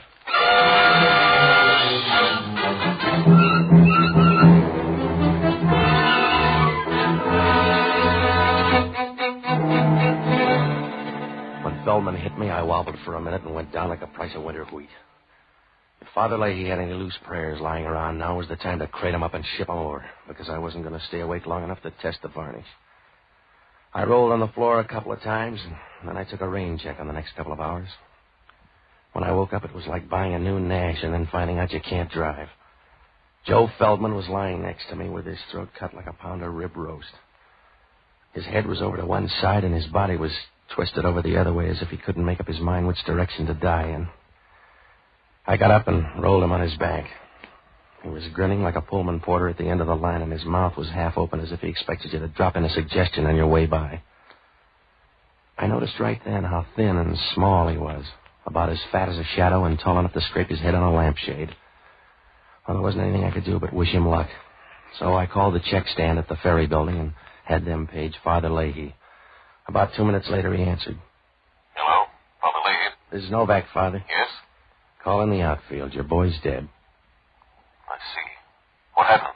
Somebody didn't like him lots. I wasn't around for the main event. Where are you, on the pier? No, I'm in some cave up on Geary Street. He wanted to come by here first. Father, who's Ann? I don't know. Has Feldman got a girlfriend? He's got 2 sisters, I think.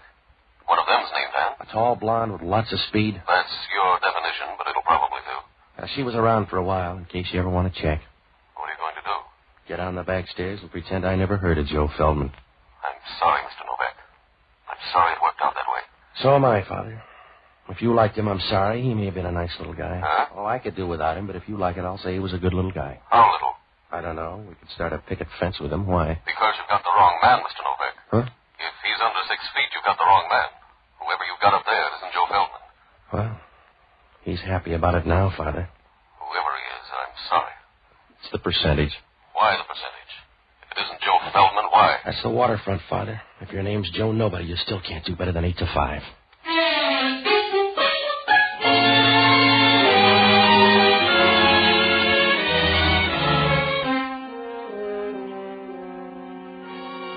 At least Joe Feldman was smart. If you're going to get your throat cut, it's a good time to send in a substitute. As soon as Father Lahey hung up, I knew hanging around that hotel was going to be a waste of time, like sending MASH notes to a bearded lady. If I couldn't prove the guy was alive, they were going to charge extra down at the desk. And if Hellman down at Homicide ever found out I brought the guy up here, I'd have about as much chance as a bottle of scotch at a cocktail party. So I picked up my hat and started for the door. I looked at him once more, but he wasn't going to say goodbye, so I started out. Who? Oh. Hello, Hellman. Expecting me, Novak? No, I'd have rolled him first. Yeah. Invite me in. Crash the party, Hellman. You'll be more at home. All right. He sure looks lazy. Who is he? He's supposed to be Joe Feldman. But Feldman let him do the hard work. They must be good friends. You better check. I don't know the guy. Yeah, help me roll him over. There. Here's his wallet. Let me have it. You're going to break your fingernails. Give it here. All right. Yeah. No money in here. You going to drop the case? Here's his card, Mike Greeley. Didn't he like you either? You're wearing out the rug, Hellman. I don't know the guy. You brought him up? I checked at the desk. Well, check on who left then. I brought him up here on a phony lead. Why? Because I was hired to tow him around. He liked the room, so we dropped by. And he cut himself shaving? I wasn't around. There was a girl here for the handshakes. Oh. What kind of girl? I don't know, Hellman. How many kinds are there? Her name was Ann. She had a fast pulse. That's all I know. You must know more than that. If you don't, you'll never get a lawyer. I won't need one. You'll save money at least, because you got a real hole this time, Novak. We get a phone tip and find you in the murder room. You got half a story, Hellman. I know, but I'll get the other half. Until then, you're under technical arrest. It's practically the real thing. You got a technical head, Hellman. I wouldn't tip myself off. Somebody else would. Walk around, Novak, and tire yourself out. Because you'll wind up sitting down. In the meantime, I'll have you tailed. Your men couldn't follow a moose through a revolving door. Now, look, Hellman, I'm going to double back. This guy's a phony lead. I was supposed to meet a guy named Joe Feldman, but he never showed up. He didn't? No. I got a dead copper to prove he did. Your boy, Joe Feldman, killed a sergeant named Grubb at the Gold Rush Club a half hour ago. You better start that walk, Novak.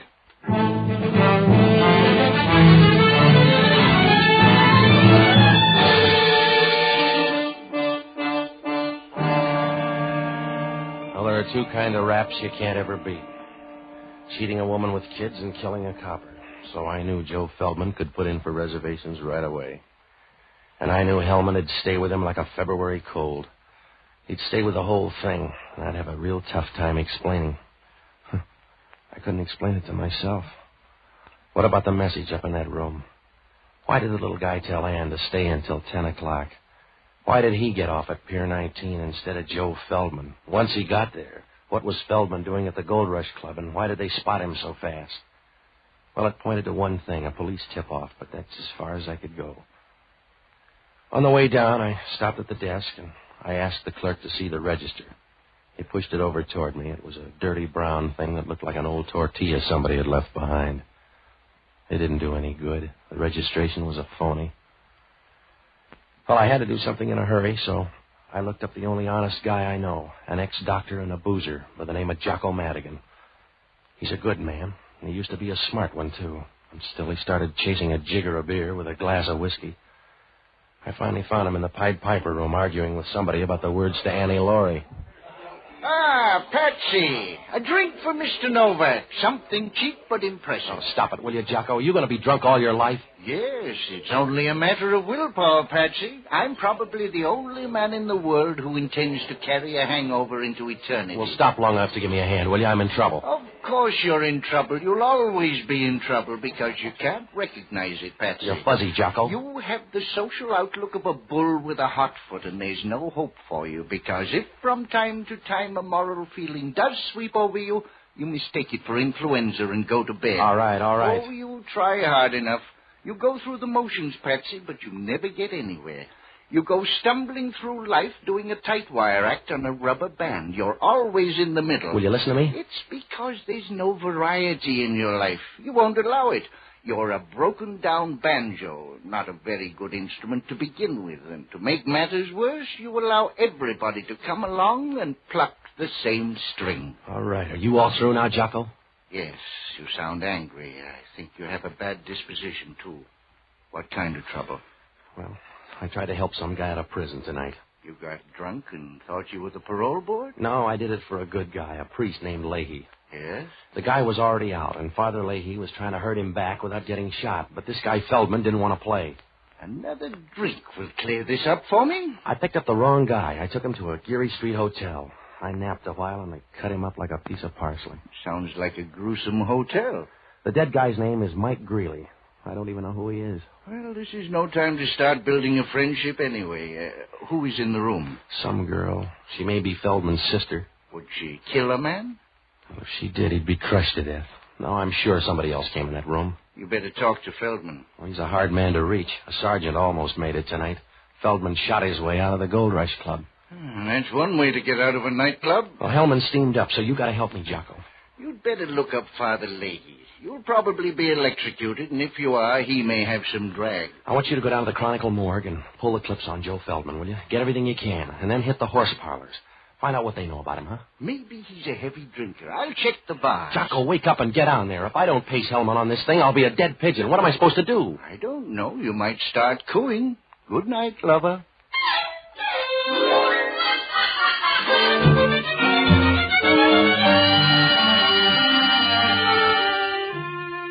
Well, as soon as I left Jocko, I went down to the Gold Rush Club on O'Farrell Street. It was a little nightclub where they charge 80 cents for a drink of whiskey that'd kill a redwood.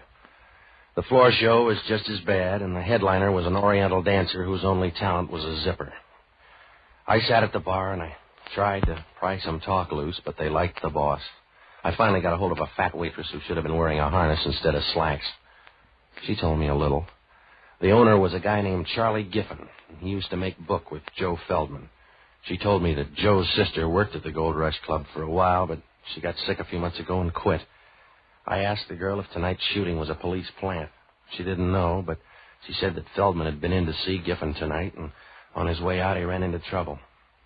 I gave her $5, and she looked hurt as if somebody had given her a plow for Christmas. She showed me where Giffen's office was, and I walked back there. Giffen wasn't there, but the taboo was. Do you have the right door, Mr. Novak? You seem to be in all of them. Do you mind if I lean in the doorway? No, but I'll bet you need shoulder pads by this time. Where's Charlie Giffen? Why? I want to ask him about Joe Feldman. Ask me. I'm his sister. I'll ask you about Mike Greeley. Who killed him? I don't know. Is he dead? Yeah, he couldn't stand the bleeding. He was all right when I left. What were you doing up there? Waiting for Joe. My sister and I were going to meet him up there. Relax, Mr. Novak. Relax for me. No, when people relax for you, they do it on the floor. I was out long enough for homicide to catch up. They want me for Mike Greeley, but I'm going to send them you or Joe. You're forgetting my sister Norma. Should I? For most things, yes. But she was up in that room tonight after me. I'll ask her. Ask her about the money, too. Well, you're out in front of me on that. You can see me better that way. Joe had a lot of money on him tonight.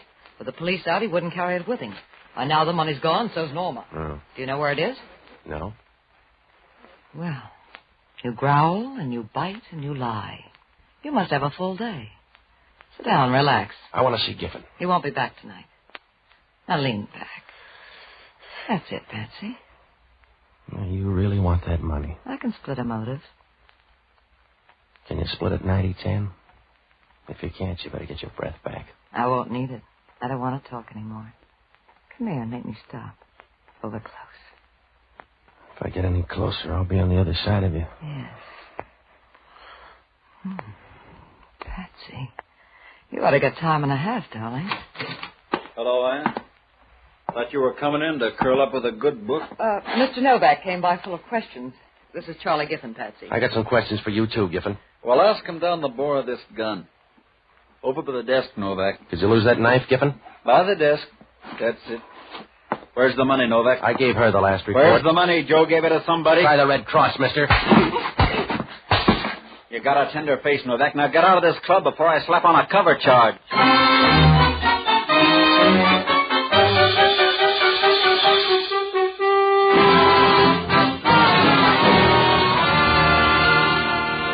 Oh, I was getting sick of tonight. In 3 hours, I'd seen more service than a mixmaster in a cooking school. When I left the Gold Rush Club, I dropped by headquarters. Hellman had nothing to show but his badge. They had a dragnet around the city for Joe Feldman, and they'd lined up the record on the dead guy in the hotel.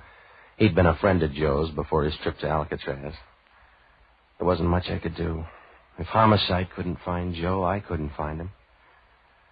So I looked up Norma Feldman in the phone book. She had an apartment out on the avenues, but when I called, there was no answer, so I tagged by my apartment to see if Jocko had left a message.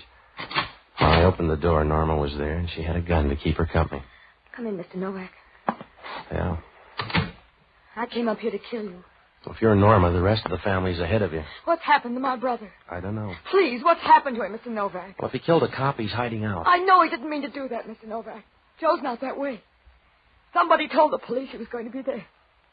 That's why I came up here to see you. Oh, put down the gun, huh? You can't shoot through the tears. Mr. Novak, if you know where he is, tell me. Make him give himself up. Make him stop hiding like a small, frightened animal. He looked big to that copper. Please. Please find him. Yeah. Hello, this is Jocko. Yeah. You sound ruffled. Joe Feldman's sister just walked in to kill me. Don't argue. It's the best offer you've had. What'd you find out? Feldman has two sisters. I know. They both go to pieces. The Gold Rush Club is owned by Charlie Giffen. He owed Joe Feldman $2,000, and the horse people say Joe collected it tonight. Well, that fits in, Jocko. Everybody in town's after that dough. They'll have to look some more. I'm out on Arguello Boulevard. Homicide just fished Joe Feldman out of the gutter. If Homicide finished second, he was a lucky guy. He didn't have the dough on him? No. Well, he stashed it somewhere. Then he left it with a woman. Yeah? Because he's got a woman's compact in his pocket. You better hit the sister's place. How do we know he got it there? A woman's compact? If he didn't get it there, Alcatraz is getting too social.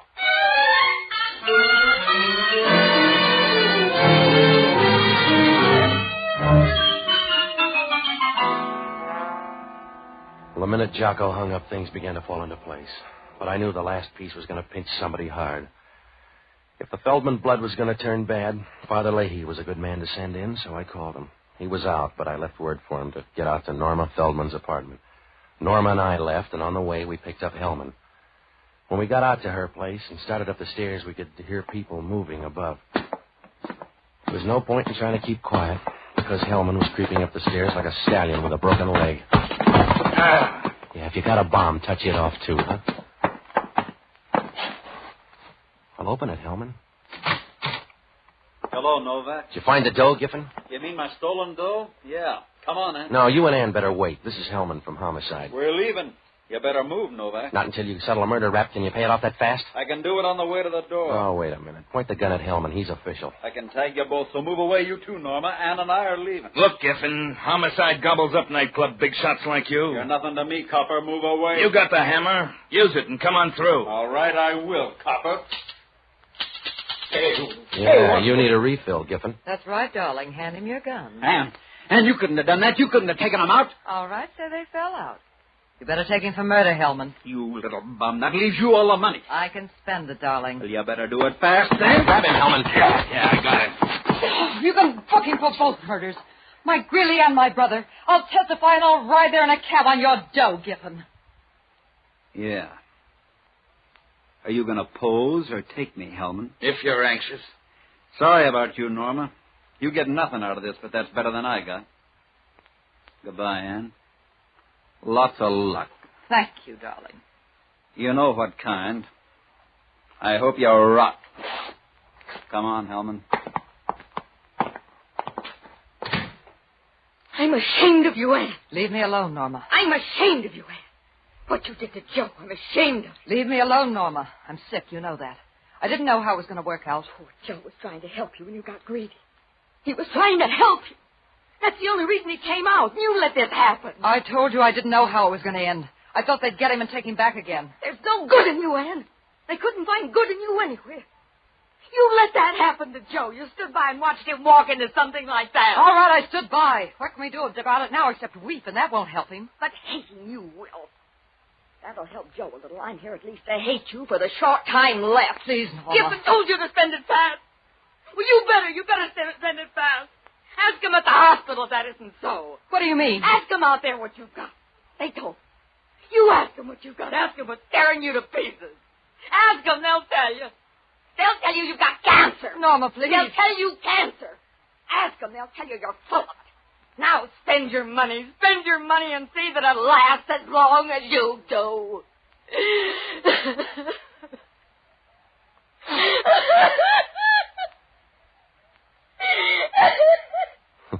Goodbye, girls.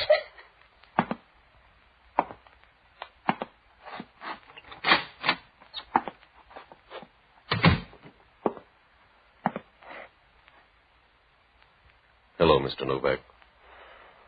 Did you miss much, Father? No. Feldman luck is running kind of bad tonight. It does for some people, I guess. All they get is unhappiness. They wear it the same way you'd wear a sports coat, only they never seem to get a new one. I'm sorry about tonight, Mr. Novak. I'm sorry it's not a smoother world. Yeah. But if it were, you'd be out of a job, Father. See you later.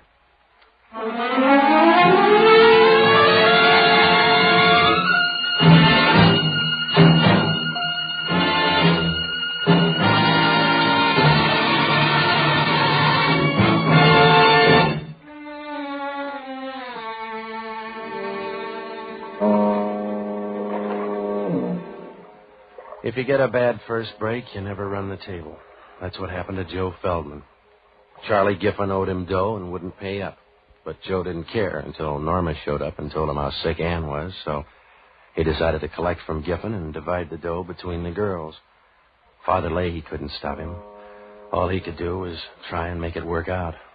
Joe was going to get the dough and meet the girls in that hotel room, but he changed his timetable and sent Mike Greeley up to tell the girls. Giffen showed up there and figured that Mike had tumbled to a double cross, so he killed him. Ann engineered the double cross, but she didn't mean to go that far. She wanted all the dough and tipped off Giffen. He was supposed to turn the dough over to her and then have the police pick up Joe, but Joe got there early. He took the dough away from Giffen and shot the copper on the way out. Giffen followed Joe and killed him out in Arguello, but the dough was gone. He finally tumbled to Norma's place, and that's how her apartment filled up so fast.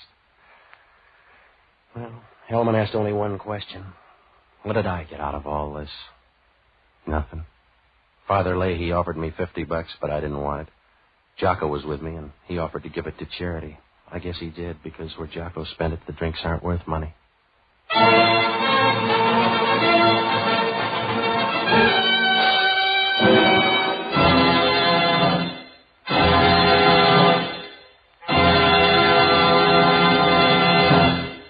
Pat Novak for Hire was previously released by ABC, the American Broadcasting Company, for listeners in the United States, and rebroadcast for our men and women overseas.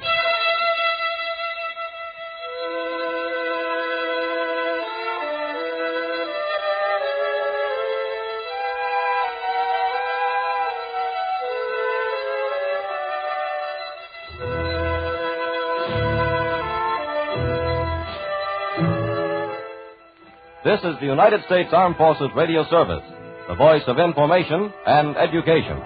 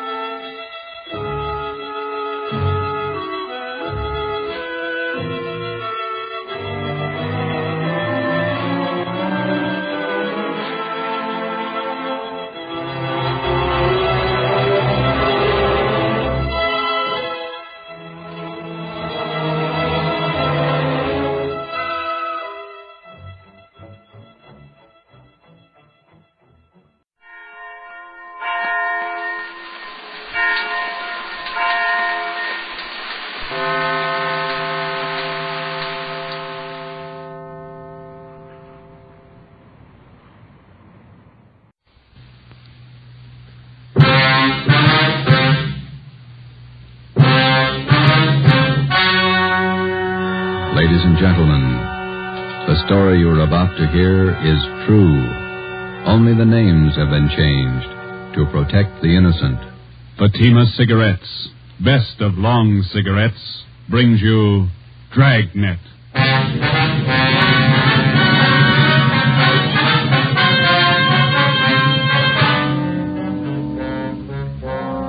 You're a detective sergeant. You're assigned to Juvenile Bureau. A rash of crimes has broken out in your city. Suspicion points to an organized gang of juveniles. Your job, stop them.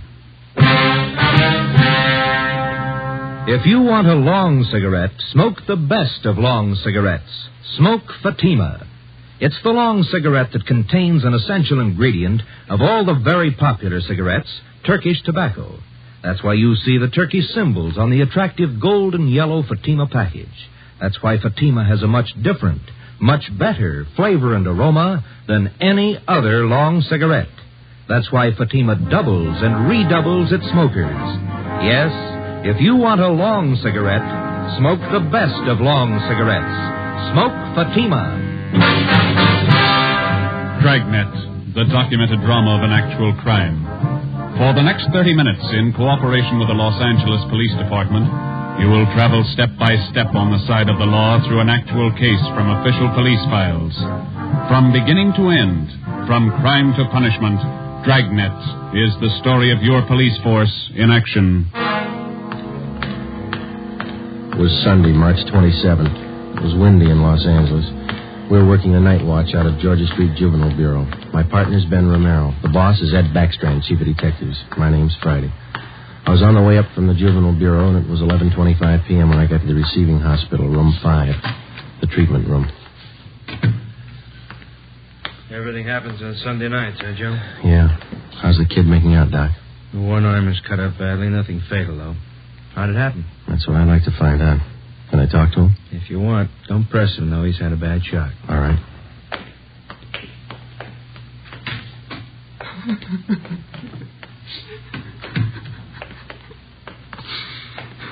Officer here to talk to you, son. I can't. Tell him I can't talk, please. Just a few routine questions, son. We're going to have to answer them sooner or later. Please, can't you see what's happened already? I can't tell you anything. Jack Monroe, is that your real name? Yeah. How old are you? I'll be 16 next July. Where do you live? I can't tell you, you know that. Now let me alone, will you? Let me alone. You've been running around with that gang of kids on Spring Street, haven't you? The big timers, isn't that what they call themselves? I don't know anything about it. Believe me, I can't talk. You tipped us off about the burglary they were going to pull tonight. Is that where they knifed you? Look, will you believe me? I can't tell you anything. Not anything, please. He's still shaky, Joe. All right, Doc. Well, Jack, we'll talk about it later when you feel better. You see what they've done to me already? They said next time they'd kill me.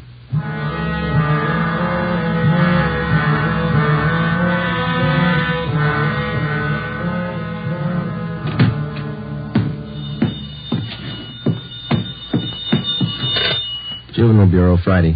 Yeah, okay, friend. Goodbye. How'd you make out, Joe? Not very good, Ben. Captain Bowling come in yet? You checked in while you were gone. Wants to see us. Okay. The kid tell you who knifed him? No, I scared him good. He wouldn't tell me a thing. You get a line on the boy's parents, Friday? I got a hold of his father. He's on his way in. How's the boy? Bad knife wounds. Nothing fatal. You know the boy? Not till this afternoon, Captain. He tipped us off about a burglary a gang of young kids were supposed to pull tonight. Did it go through? No, but 2 hours ago, this Monroe kid was found in a vacant lot down on Olympic, cut up pretty bad. The gang must have pegged him. How long is it going to take you to break that up? Well, we're just starting to get a line on them, Bob. Must be nearly 100 in that gang. And every one of them working hard. Take a look at the pin map over here. This spot here, look at it. All the jobs pulled during the last month, huh? The last 5 weeks up to date. Red tabs for burglary, must be more than 100. The robberies, green pens, count them, at least 50. And there's 5 more orange ones I added for the weekend, auto thefts. You bet those kids are working hard. We got a lead on them. That's more than we had last week. You have to push it harder.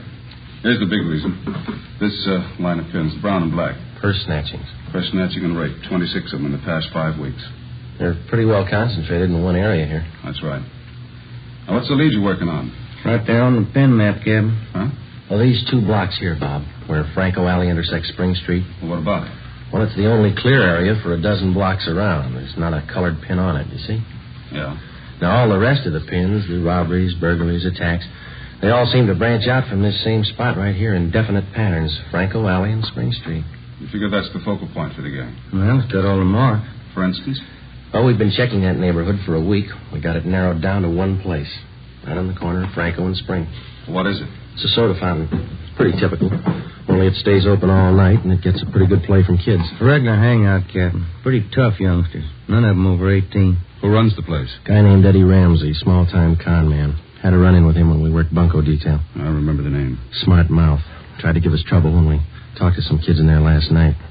He's got a place set up for him in the back of the store, kind of a club room. It sounds like a good lead. What are you doing about it? Well, just a minute. Captain Bowley? Yeah? Who? Yeah, we'll be right down. The Monroe kid, his father's downstairs, cursing every one of us. What's his problem? Can't understand how his boy got into trouble. Come on, Ben, let's tell him.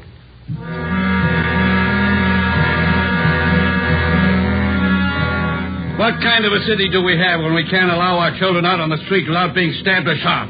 What's our great police force doing when this is going on? I'd like an answer if you got one. I demand an answer. We got an answer for you, Mr. Monroe. Will you sit down? My boy's lying in there in that hospital bed, cut to pieces. What did you do to prevent it? Tell me. You tell us, Mr. Monroe. What'd you do to prevent it? I'm no cop. That's your job. I pay my taxes and I help pay your salary. We look out for your kids, but we don't raise them. That's What are you your talking job. about? Just a minute, Mr. Monroe. Answer me this. How old is your son, Jack? He's 16, I think. Why? You know what he does with his spare time? Where he spends his nights? Of course I do. He's at home. Some nights he goes to the library. Then you don't know much about your son, Mr. Monroe. For the past month, 4 nights out of 5, he's been hanging around with a gang down at the soda fountain on Spring Street. He's down there as late as 2 a.m. He says he goes to the library. How do I know? I'm a busy man. Did you know that your son is mixed up with that gang? He's not mixed up with a gang. A bunch of small-time thieves, but they're growing. They started with purse snatching, breaking in parked cars, burglarizing candy stores. You don't know what you're talking Wait a about. minute, please. Then they took up robbery, stealing cars, beating up girls, women, attacking them. You're crazy. Jack's not that kind. He's part of that gang, and right now we hold all of them responsible. My boy wouldn't do anything like that. He's a member of that gang, he told us. They're the ones that knifed him tonight. That's a lie. Jack's not mixed up with anything like that. You believe anything you want, Mr. Monroe. We're going to protect your boy as much as we can, but don't expect us to raise him for you. Now, you better take a free piece of advice. You keep your advice. Jack's not in this. You can't prove he is. We're not out to prove anything right now. But you catch up with that boy of yours. Keep him off the streets before it's too late. Are you threatening me? No, sir, advising you. Next time we might meet at the morgue.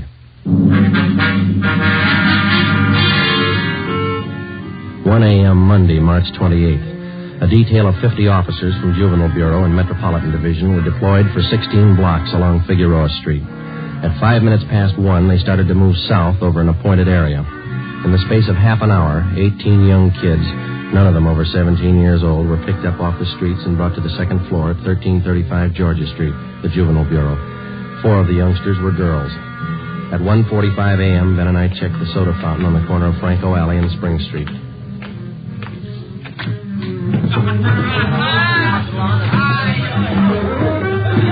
Same bunch, Joe. Business as usual. Yeah, come on. Hey, Teddy, the Bulls. They're back again. Same guys. Go back and tell Eddie. Hey, look, why do you guys have to keep tracking us, huh? You think we were crooks or something? You were here the last time we checked in, Teddy. You ever go home? Sure, when I'm tired. I ain't tired. What's the matter? That's your money on the table there? Sure, it's my money. You want to borrow a buck? $28. That's a lot of money for a boy your age. You keep pretty late hours, son. You have to go to school in the morning? Maybe. I can sit here, can't I? It's free country. I'm drinking coffee. You gonna make me on that? You've been drinking more than coffee. Where's your driver's license? Every time the same thing. There. March 10th, 1933, 16 years old. Hey, they giving you trouble, Ted? Eddie's on his way out. What's your name? Jones. Clyde Jones. Huh, Ted? Sure. He's got money, too. Rich family. You can save the smart talk, boys. Any of your pals in the back room? What's the trouble now, Sergeant? How many times a week do we get a checkup? Go ahead, Eddie. Read them off. We told you the last time, Ramsey. Clean up your place here or we'll ride you back till you do. I told you the last time, Sergeant, there's nothing wrong with my place. It's almost 2 o'clock in the morning. You got a dozen underage kids hanging around here doing nothing. Some of them have been drinking. Schoolboys. Better to have them in here than hanging around outside in the street. I keep an eye on them. You're not the guardian, Ramsey. This time of night, they've got no business in here or on the street alone. That's your opinion, huh? That's the law, Ramsey.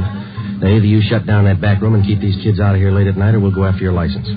You don't scare me, Sergeant. You can't prove a thing. A couple of these kids have juvenile records. They're on probation. We can tag you for contributing. You still don't scare me. Now, why don't you leave the kids alone? That's right, Eddie. Read them up. Ben, get Benson and Bell. Roger. If you won't clean up your place, Ramsey, we'll do it for you. Yeah? What are you going to do? We're pulling these boys in, all of them.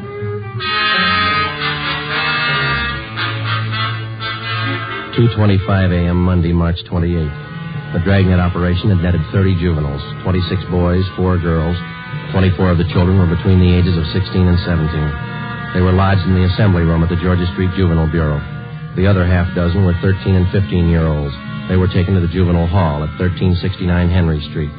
At 2:43 a.m., we met with Captain Bowling. Oh, checked in, 30 of them. All right, in the morning we filed petitions to have every one of these cases brought to the attention of the juvenile court. Make a note of it. Okay, Bob. For the kids with records, ask for detention from the probation department. Right. We'll call their parents in the morning. Call them now. They've got some explaining to do. By 6 a.m., all but 3 of the children's parents had shown up. To most of them, it was nothing new. Their kids had been there before. They'd be there again. They took the lecture from the juvenile officers calmly. As long as it didn't mean trouble for them, they wouldn't worry. When they got their children home, they would reprimand them, not for running the streets, but for being picked up by the police. Ben and I had seen the cycle of the young criminals start before, 100 times over. It had a lot of different endings, most of them sour. During the next week that followed, we booked an average of a dozen juvenile delinquents every night. The clampdown continued, so did the crime wave. 10 burglaries, 4 robberies, 8 car thefts, 6 purse snatchings, 3 assaults on women. 1 week's work. Picked up a new angle on Ramsey today, Captain. He might be fencing for the game. Who gave you the tip-off? One of our informants. Ramsey's brother lives out in the valley. He's supposed to be pushing this stuff. You check him out? Yeah, couldn't get a thing on him. Well, it might explain what attracts the kids to that soda fountain. It explains those $20 bills the kids are flashing. They steal and rob, and then they sell the loot to Ramsey for nothing. Another thing. Ramsey keeps his place open all night, and there's no reason to. He doesn't get that much trade. It's only from the young gang that hangs around there. You question the kids. How do they account for having all that money? Well, most of them say Ramsey lends it to them. They say they pay him back a little at a time. I think he's fencing for the kids. You tried to get his license? No luck, Captain. We can't prove a thing against him. Then we'll do it the hard way. Sweat it out. That night, we drove out to Ramsey's soda fountain and asked him again to clean up his place, to keep the young kids out after 10 o'clock at night, to stop lending them money. He refused. There was nothing we could do. His business was a public place. He could not be held responsible for any of his patrons. In the next 10 days that followed, Ben and I haunted the sidewalk outside the soda fountain. We questioned every youngster as they entered and left. We made more than a dozen arrests. Many of the kids had been drinking heavily. We found some of them under the influence of narcotics. But Ramsey was still in the clear. The crime wave continued sporadically. Ben and I waited for our chance. It was a long time coming. Thursday, April 14th, we had dinner at Johnny Cokin's place, and it was 10:35 p.m. when we checked back in at the office. Hot shot. Grab it, Joe. Yeah. The terminal on Market Street, a 459 and shooting. The terminal on Market Street, a 459. Let's go.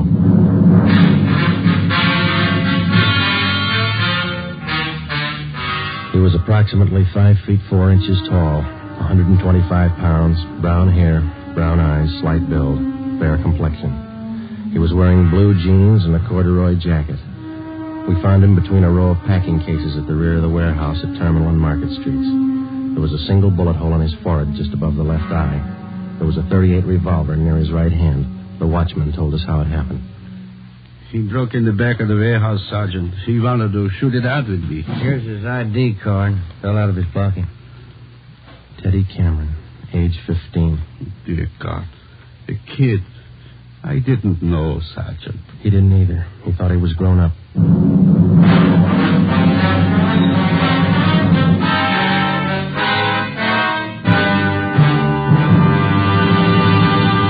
You are listening to Dragnet for the solution to an actual case from official police files. Now, here's the solution to many of your Christmas shopping problems. If your friends smoke a long cigarette, give the best of long cigarettes. Give Fatima, and all is well. Fatima. The long cigarette that contains an essential ingredient of all the very popular cigarettes, Turkish tobacco. Give Fatima, and all is well. Fatima. The cigarette that has a much different, much better flavor and aroma than any other long cigarette. Give Fatima, and all is well. Fatima. The cigarette that has doubled and redoubled in popularity. Here are the authentic reports. New York Division. Fatima sales up 132%. Chicago Division. Fatima sales up 453%. Los Angeles Division. Fatima sales up 545%. More and more smokers agree Fatima is the best of long cigarettes. So enjoy Fatima yourself and give Fatima for Christmas in the attractive golden yellow carton. Everyone who smokes Fatima says that this great new long cigarette is the best of all long cigarettes.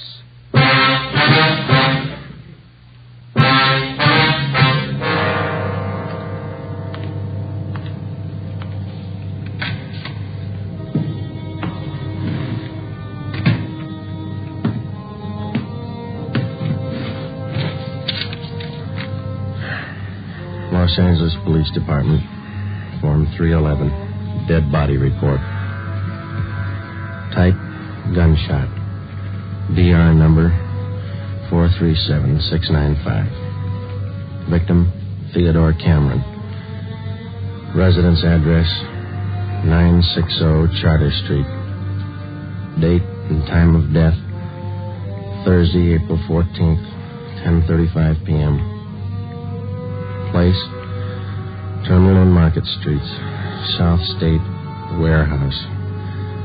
Cause of death, gunshot. Motive or reason, attempted burglary. Time discovered, 10:40 p.m. Removed to County Morgue. Discovered by Carl Hyba, night watchman. Identified by Barbara Cameron, sister. Description of victim, male, Caucasian, age 15, height, weight, so-and-so, occupation, student, descent, English, was a witness, signed Joe Friday, serial number 2288, age 15.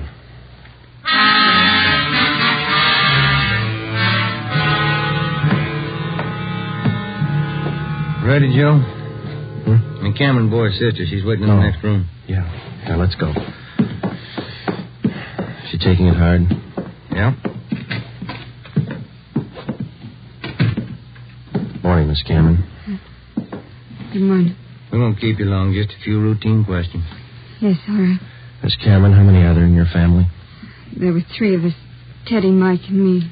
Mother and father are dead. I work. Teddy and Mike go to school. Mike does. How old is your brother Mike, Miss Cameron? He's 14. You're the sole support of your two brothers? Yes. Do you have any idea who the boys were your brother Ted used to run around with?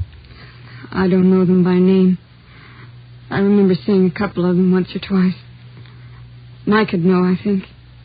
He and Ted were pretty close, brothers. Do you know if Ted mixed with a gang of kids down on Spring Street? Maybe Mike would know that.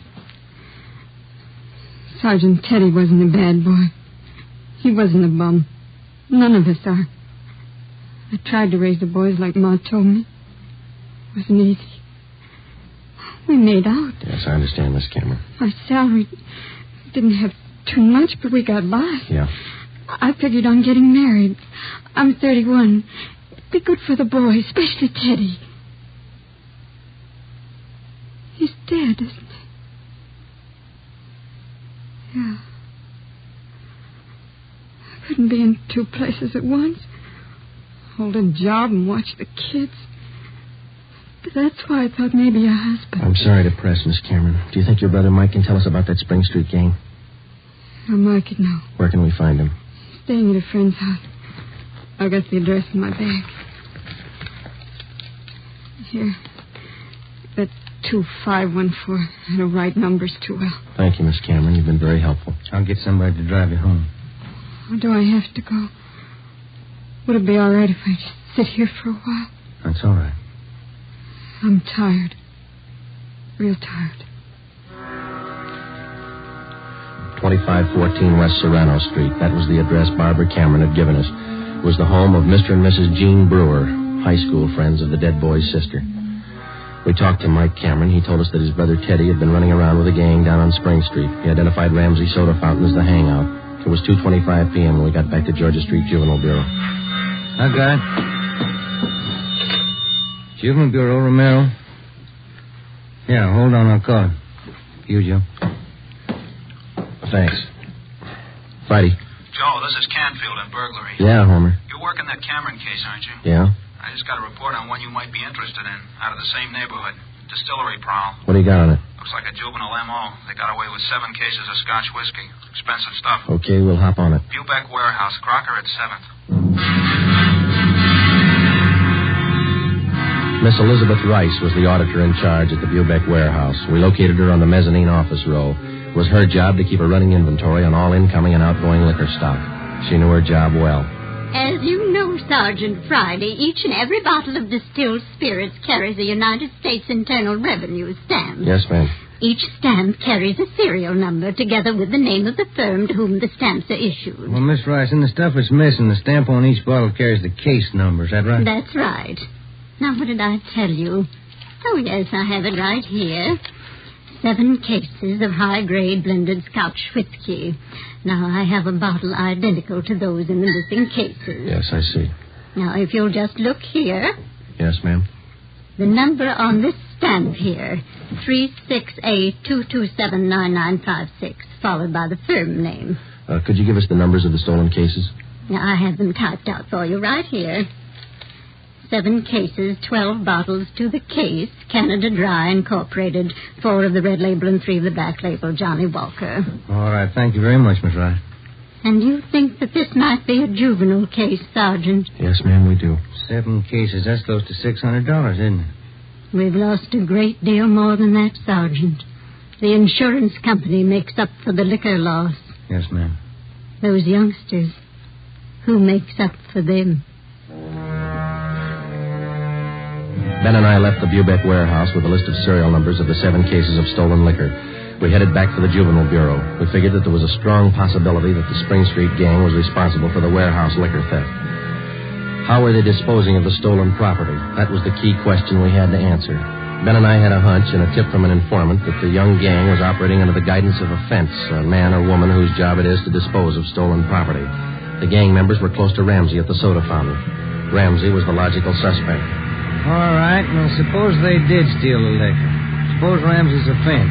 What's he done with the stuff? I don't think he's turned it this fast, if he's turned it at all. He wouldn't keep it at the soda fountain, no liquor license. And we've been around too much. He wouldn't keep it in his house. He lives in the rear of the fountain. It's too hot. Only leaves one other location that we know about. His brother's place in the valley. It was 5 minutes to 10 when we turned left off Ventura Boulevard onto Sepulveda. Ramsey's brother had a small farm about a mile and a half off the highway. It was a modest white frame house planted squarely in the center of an acre of ground. An unpaved driveway led off to the left of the house to the garage. Pull up here, huh? Yeah, okay. Yeah, it looks kind of quiet, no lies. Let's go.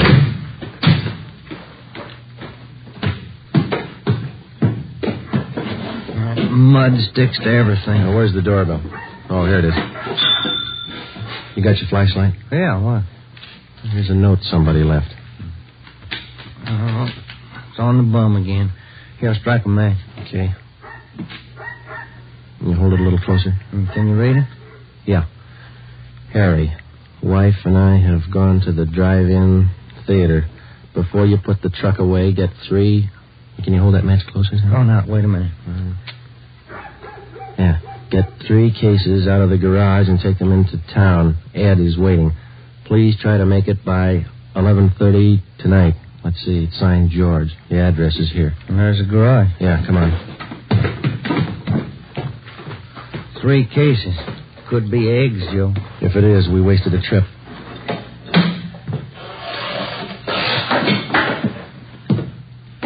Oh, I'm out of matches, Joe. All right, here, use mine. What was that? Checking. Come on. See anything? No. There goes the light. Just a minute. I'll strike another one. You can save your matches. We found it. We found 5 cases of Scotch whiskey on the floor of the garage. We checked the serial numbers against the warehouse list. They matched. We went back to the car and called communications. We had an immediate stakeout placed on George Ramsey's place, and then we headed back for the city. It was 11:20 p.m. when we got to the address we found on the note. Oh, it's about time, Harry. Hello, Ramsey. We can do without the music. What's your problem this time? Hey, you're almost out of Scotch, Ramsey. Serial numbers check out, Joe. Sorry I can't offer you a drink. We're too old to drink here, aren't we, Ramsey? Where's your phone? You want to invite somebody? You can see we're out of booze. You got a phone? In the hall. Ben, call the office. Yeah. All right, what's it all about? We've been out to your brother's place. What happened to the other 2 cases? You drink them here? I gave it to the kids. What are you looking at me like that for, Sergeant? Anything wrong, Eddie? Party's over, kid.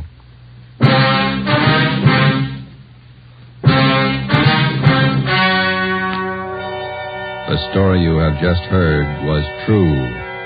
Only the names were changed to protect the innocent. On June 5th, 1949, trial was held in Superior Court, Department 74, City and County of Los Angeles, State of California. In a moment, the results of that trial. Earlier tonight, you heard the reports of amazing increases in Fatima smokers from New York to Los Angeles. Yes, all over the country, Fatima is doubling and redoubling its sales. And here's reason 1. Fatima is the long cigarette that contains an essential ingredient of all the very popular cigarettes, Turkish tobacco. Reason 2. Fatima has a much different, much better flavor and aroma than any other long cigarette. Reason 3. To millions of smokers, the name Fatima has always stood for the best in cigarette quality. Smoke Fatima, the best of all long cigarettes.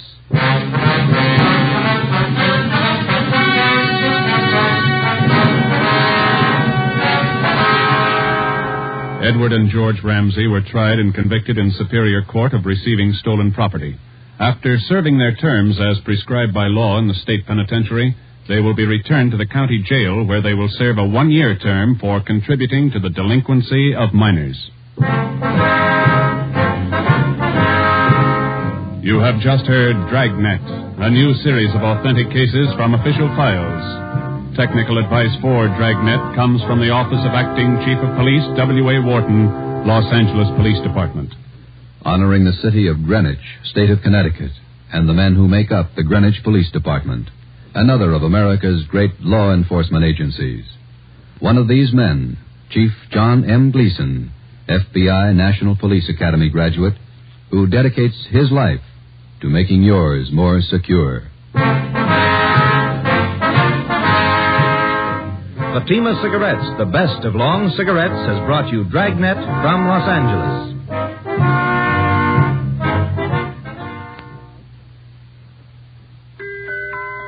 This Christmas, give the gift that makes every pipe smoker happy. A Christmas humidor of mellow Granger. Granger is made just for pipes by the tried and true Wellman method. Rough cut to smoke mild and cool, and humidor packed to stay ever fresh. Yes, make this Christmas a Merry Christmas for all the pipe smokers on your list. Give them each a Christmas humidor of mellow Granger. Listen to Dragnet next week and be sure to hear Morton Downey tonight on NBC.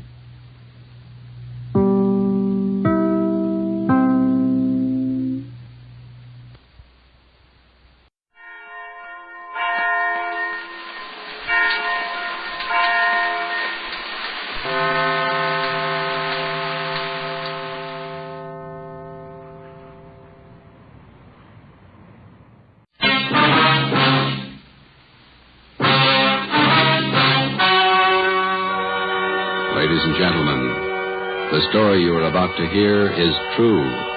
Only the names have been changed to protect the innocent. Fatima Cigarettes, best of long cigarettes, brings you Dragnet.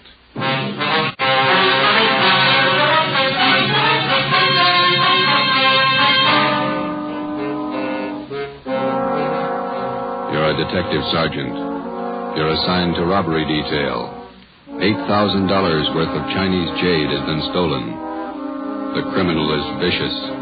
His weapon, a handful of buckshot in a handkerchief. Your job, get him. If you want a long cigarette, smoke the best of long cigarettes. Smoke Fatima. Fatima is the long cigarette which contains the finest Turkish and domestic tobaccos superbly blended to make Fatima extra mild. And that's why Fatima has a much different, much better flavor and aroma than any other long cigarette. That's why Fatima is doubling and redoubling its smokers. So, if you want a long cigarette, smoke the best of all long cigarettes. Smoke Fatima. Dragnet, the documented drama of an actual crime. For the next 30 minutes, in cooperation with the Los Angeles Police Department, you will travel step by step on the side of the law through an actual case from official police files. From beginning to end, from crime to punishment, Dragnet is the story of your police force in action. It was Monday, December 1st. It was foggy in Los Angeles. We were working the day watch out of robbery detail. My partner's Ben Romero. The boss is Ed Backstrand, chief of detectives. My name's Friday. It was 7:15 p.m. when we got to the police academy, the banquet room. Where do we sit, Joe? Lee Jones is holding a couple seats for us someplace. You see him? Oh, yeah. There he is up there. Well, look at him. Everybody's here. Yeah, ought to be. Hi, fellas. A couple of ringside seats. Thanks, Lee. Did you get it? Yeah, right here. Mind if I take a look at it? No, go ahead. How come it didn't get wrapped as a gift? No time. A gift box would have been nice. No cotton, even? Beautiful watch. Radium dial? Yeah. Universal Geneva. Fine movement. He'll like it. Look on the back. Let's see. For Chief Ed Backstrand, a good cop, Detective Bureau. Not very good engraving. No time. I didn't think the old man really meant it. 26 years. You get tired after 26 years. You've been at it 25, Lee. Oh, don't look at me like that. I got a book to finish. 23 chapters. How many chapters you got, Fanny? 2. How long you been writing it? 2 years. Well, at that rate, we'll be stuck with you for another 21 years. If you're lucky. Excuse me, fellas. Gotta make a speak. All right, Lee.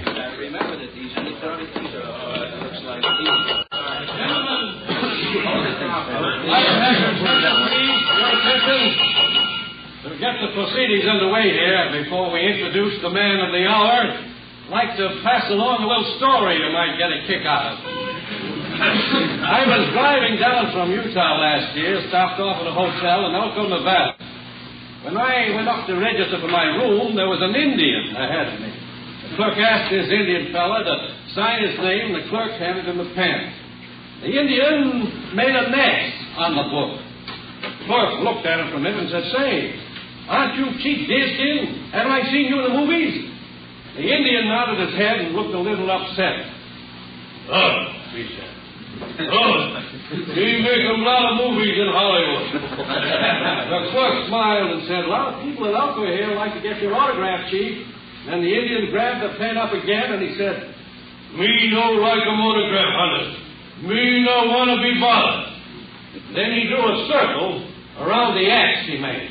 The clerk said, "Why you do that, Chief?" The Indian said, "Me no use him right name." Oh, hey, Joe. Yeah, there's Rogers over there. He's motioning to Where? Oh, yeah, excuse me a minute, Ben. The chief who's retiring tonight. He's been using his right name for 26 years, and he's proud of it. And we're proud to have been associated. You want me, Rogers? I phoned for you, Joe. You can take it on the extension outside. Thanks, Pete. Years of service, he's retiring from the Los Angeles Police Department. We're going to miss him. Gentlemen, a fine officer, Chief Ed Backstrand. Where's the phone? Right over here. Thanks. Friday. Joe, this is Gonzalez. Yeah, Jess. Sorry to bother you, but Powers said I should call you. Yeah? I need some lip work. Something big? Pretty big, yeah. Too many loose ends. Pena and I can't pull them all in. When do you want us? As soon as you can get down here. That important, huh? A man may die, Joe.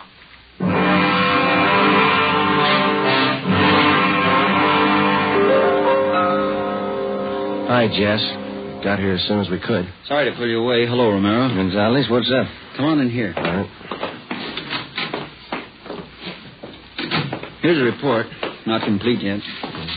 Chinese fella. Name's George Quan. He's a jeweler, gem cutter. Yeah. Jade expert. Knows as much about jade as anybody on the coast. Uh-huh. Says it happened at 5:30 today on Alvarado near the park. They weren't kidding, were they? They almost killed him. Yeah. Any idea what the weapon was, Jess? I'm not sure. Looks like some sort of blackjack, something homemade. Yeah? When they picked up Quan, they found several buckshot pellets lying around and a man's handkerchief. Ray Pinker has the stuff over at the crime lab now. Where's Quan? Have you talked to him? Got in a couple of questions down at Georgia Street while the doc was giving him sedatives. Little guy's a mess, Joe. Gonna be all right? 50-50 chance when I called you out of the academy. Well, why did they beat him? Did he resist? I don't have it all yet, but from what he said, he was jumped from behind, didn't have a chance to fight. Whoever it was kept beating him long after he was unconscious. Well, what'd they take him for? A couple of pieces of jade, large ones. Very rare. Mm-hmm. You got anything else? Yeah, we got a star witness, just one. Did you talk to him yet? Just did for an hour and a half. You want to crack at it? Are you having trouble with him? Yeah, little. All right, Pena. Send him in again. Yes, sir. You want to talk some more? 6 years old, Joe. His name was Norman Eugene Fisher, and he was 6 years of age last April. Like all young boys his age, his imagination ran away with him. What would be only a minor detail to an adult witness assumed tremendous proportion to Norman's young mind. He told us his story 3 times. Each time he elaborated a little more until what he claimed was the truth could only have been figments of a small child's imagination. Ben and I, together with Gonzalez and Pena, talked with the boy for another hour. We were getting tired, but Norman enjoyed his position as star witness. Once more, Norman, please, try to remember it as it really happened. It was just like I said. Let me try, Jess. Go ahead, Romero. You did see it happen this afternoon, didn't you, Norman? Yes, sir, I did. Good. Now, you were on your way home from the store. Oh, no, sir. I was running away from a man. He was chasing me. But you just told us, Norman, that you were on your way home from the store. Oh, no, sir. That was yesterday. But you told us. Just a minute, Ben. Norman, how old are you? Next year, I'm going to be 21. No, that's not right. 21, that's older than I am. Well, when I am 21, I'm going to get a hot rod. Fastest car in the world. 10,000 miles an hour. Sure you will, but how old are you now? 6, but I'm going to be 21 soon. I remember when I was 6 years old, Norman. A lot of things I wanted. Electric train. I got one. Well, it must be something you'd like to have. One thing that maybe now that you don't have, huh? Will you give it to me? Well, if I can. What do you want? I'd like your gun. Well, what do you want a gun for? I want to put people in jail like you guys do. Sometimes it takes more than a gun, Norman. What do you mean? Just because you've got a gun doesn't mean you're a cop. Well, what does? Just a minute, son.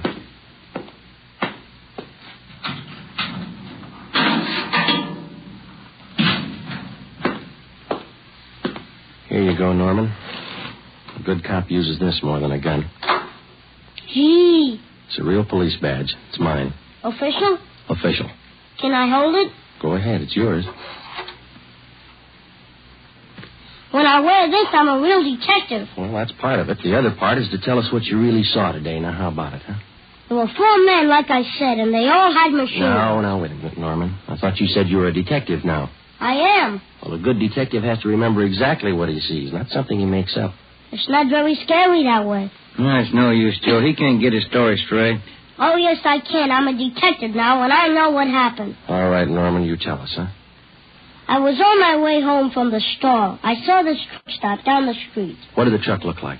I don't know. It was a funny kind of truck. Had a wood back. You mean like a dump truck? Kind of, but it was a small truck. Old kind of car, like he took out the back part and put wood boards like a truck. You mean whoever owned the truck cut the back end out and made it look like a truck, huh?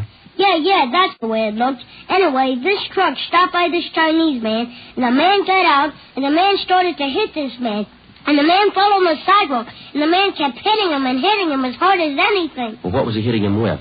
With his handkerchief? There he goes again. No, I don't know. How about that, Jess? Could tie in. Go on, Norman.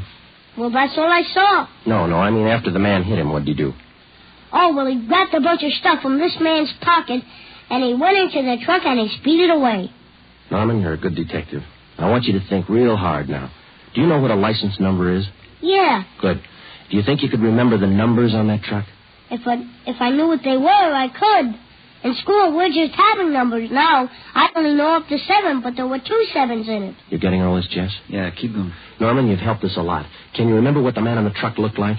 He had a big head and he looked mean. All right, just one more thing now. Can you remember the color of that truck? It looked black, but the back part had black and white stripes. I don't know how you did it, Joe. Well, what do you think? How about it? Me too. All right, Norman. Your mother's waiting outside for you. You can go home now. You're a real detective. Can I wear my badge now? You bet you can. Okay. Say, Yes, sir? as soon as I arrest somebody, will you put him in jail? With the help of an outdated police badge, no longer official, we had the statement of a 6-year-old boy with a healthy imagination. We had an idea he was telling us the truth, but we had no way of being certain. Since he was the only witness, we had to accept his word and hope that he was putting us on the right track. The quickest way to make sure was to see if some of the details in little Norman Fisher's story would check out. Jess Gonzalez and Manuel Pena took the job of trying to locate a homemade pickup truck with 2 7s in the license number. They started by checking all the late 3.8 forms, the vehicle theft and impound reports. The next morning, Ben and I called the General Hospital and talked with Dr. Sebastian. He told us that the victim, George Quan, had improved sufficiently to allow a brief interview. It was 10:14 a.m. when we got to Ward C, General Hospital. Doctor tells you you're a little better this morning, Mr. Quan. Yes, sir. I shall be all right, although it is quite painful at times. We're sorry to bother you, Mr. Quan, but we've got to have a little more information on the robbery. I will tell you all I can, sir. I should like to recover the missing jade pieces. It is a great loss to me. Did you get any kind of a look at the man who hit you? Oh, he attacked me from behind, knocked me to the pavement. I made an attempt to get to my feet, but he struck me again and again, here at the base of my neck. You didn't see him at all, then? No, sir, I did not. Do you have any idea who could have done this? Unfortunately, no.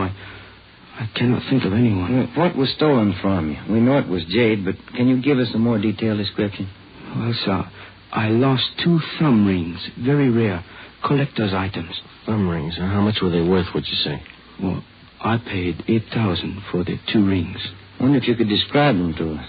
Well, both rings were relics of the time when the Chinese archer drew his hunting bow with a special thumb ring.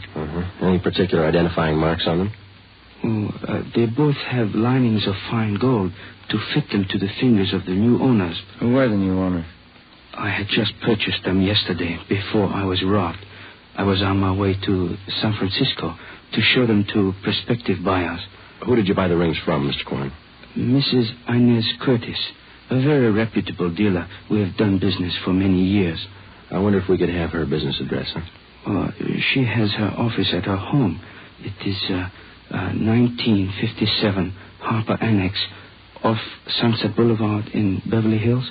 How many people knew that you had the jade on you at that particular time yesterday? Oh, let me see. There were only 2 other buyers present beside Mrs. Curtis. I do not recall their names. They were new to me. Mrs. Curtis would know. Mr. Quan, we know that you're tired. We have just one more question. Certainly. I wonder if I might trouble you to hand me that tumbler of water with a glass straw. Surely. Here you are.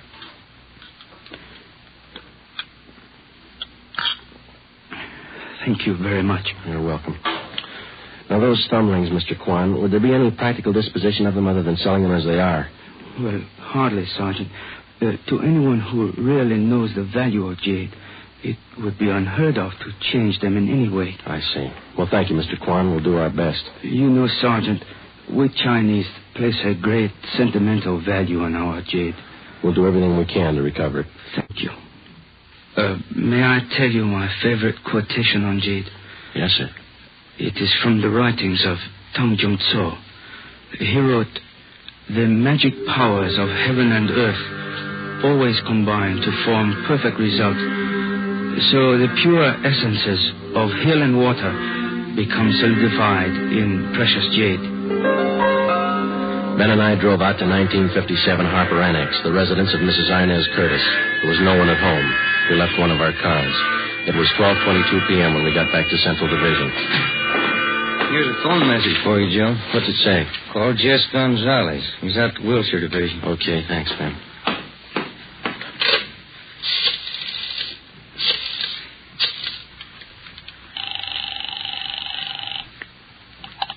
Wilshire Detectives, Gideon. Hi, Harry. Gonzalez around? Just a minute. Dave on 3, Judge. Gonzalez. Friday, Jess. We got the truck and we got the driver. We'll be right out. Something else, Joe. Yeah? The kid was right. There were 2 7s in the license number.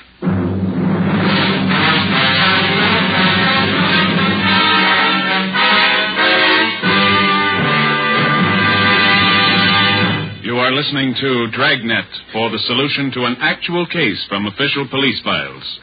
Now, here is a real solution to many of your Christmas shopping problems. If your friends smoke a long cigarette, give the best of long cigarettes, Fatima. Give Fatima for quality. The name Fatima has always stood for the best in cigarette quality. Give Fatima for flavor. Fatima has a much different, much better flavor and aroma than any other long cigarette. Give Fatima. They're extra mild. Yes, Fatima is the long cigarette which contains the finest Turkish and domestic tobaccos blended to make Fatima extra mild. Yes, extra mild. So give Fatima for Christmas in the attractive golden yellow carton. It's the long cigarette that has doubled and redoubled its smokers. More and more smokers every day agree Fatima is the best of all long cigarettes.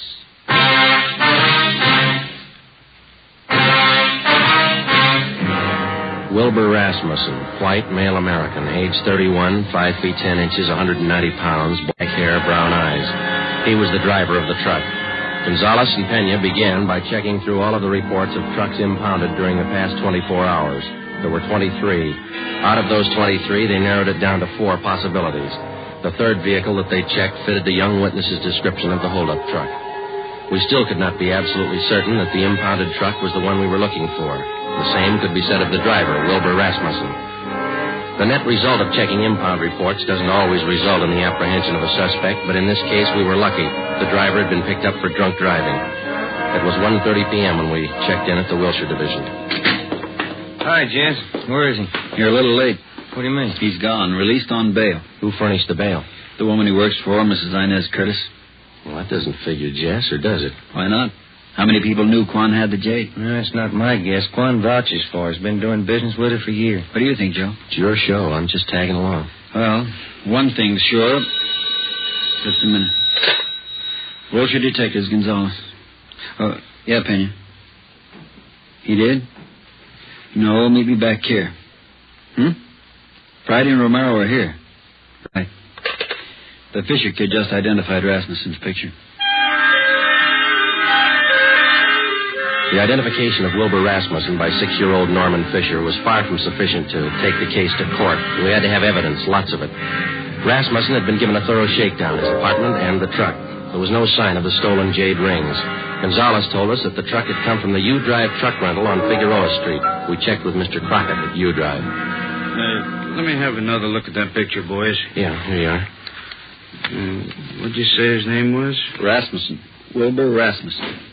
You want to know if he rented a truck from Miss Wynn? Yesterday. Maybe the day before. No, not this fellow. Never seen him. Before we left U-Drive, we checked over the rental contract on the truck in question. The deposit check for the truck was signed by Mrs. Inez Curtis. The truck was checked out at 6 a.m. The rental contract, the actual release form showing to whom the vehicle had been rented, was signed by a Harry Wilson. Rasmussen's name did not appear on any of the usual rental forms. The manager of U-Drive was positive that he had not rented a truck to Rasmussen.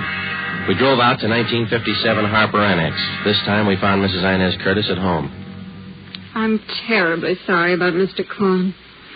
Does he have everything he needs in the hospital? Yes, ma'am. How long did you say this Harry Wilson had been working for you? 6 or 8 weeks. But I'm sure you're wrong about him. We're not accusing him of anything, Miss Curtis. We just want to talk to him. He certainly came to me well recommended. He was a nice man. When's the last time you saw him? Day before yesterday. He asked for his check, said he was quitting. Told him I was sorry to see him go. I'm anxious to get that guest house finished. How about Rasmussen, Miss Curtis? How long has he been with you? Wilbur's been with me for about 7 months. Good worker, but he drinks too much.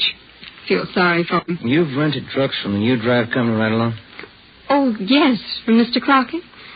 We had to have a truck to haul our building supplies. I'm saving an awful lot of money contracting this myself. It's a great saving. Yes, ma'am. The deposit on this last rental, did you give that check to Wilson or to Rasmussen? I sent both of them down to pick it up. Like I say, Wilbur's been drinking rather heavily lately, and I think Harry's the better driver of the two. Do you know which one of those men was driving the truck about 5:30 in the afternoon day before yesterday? How would I know that, Sergeant? All I know is that I sent both of them down. I told Harry to drive. Yeah, I see. Miss Curtis, were either of those men present the day you sold the jade rings to Mr. Quan? No, they have nothing to do with my gym business, whatever. Did either of these men know about Mr. Quan's purchase? Well, that's possible. They knew he was here. I'm sure they saw him come in. It's entirely possible that they might have overheard something. When did Mr. Quan leave your house? About 5 o'clock. What time did the two men go after the truck? Oh, they picked that up early in the morning. Mr. Crockett down at U-Drive says that only Harry Wilson checked out the truck. Says he's never seen Rasmussen before. That's entirely possible. Like I say, they might well have made other arrangements. Were there any other people present when Mr. Quan bought that jade? Yes, there were. 2 other buyers. They were bidding for the thumb rings, too. Mr. Quan had the high bid, so I sold them to him. What if we could have their names? Certainly, I'll write them down for you. Miss Curtis, do you have any idea where we might locate Harry Wilson? Well, he told me he was going to Mexico. Said he had friends down there. Well, thank you, Miss Curtis. You've been very helpful. Are you sure there isn't anything Mr. Quan needs? Yes, ma'am. 2 jade rings. Mrs. Inez Curtis gave us a detailed description of Harry Wilson.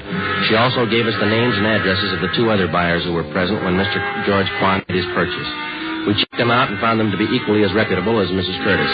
They could tell us nothing of the robbery. We went back to the office and got out an APB and a radiogram on Harry Wilson from the description given us by Mrs. Curtis. Stakeouts were maintained at Wilbur Rasmussen's apartment and at the home of Mrs. Inez Curtis.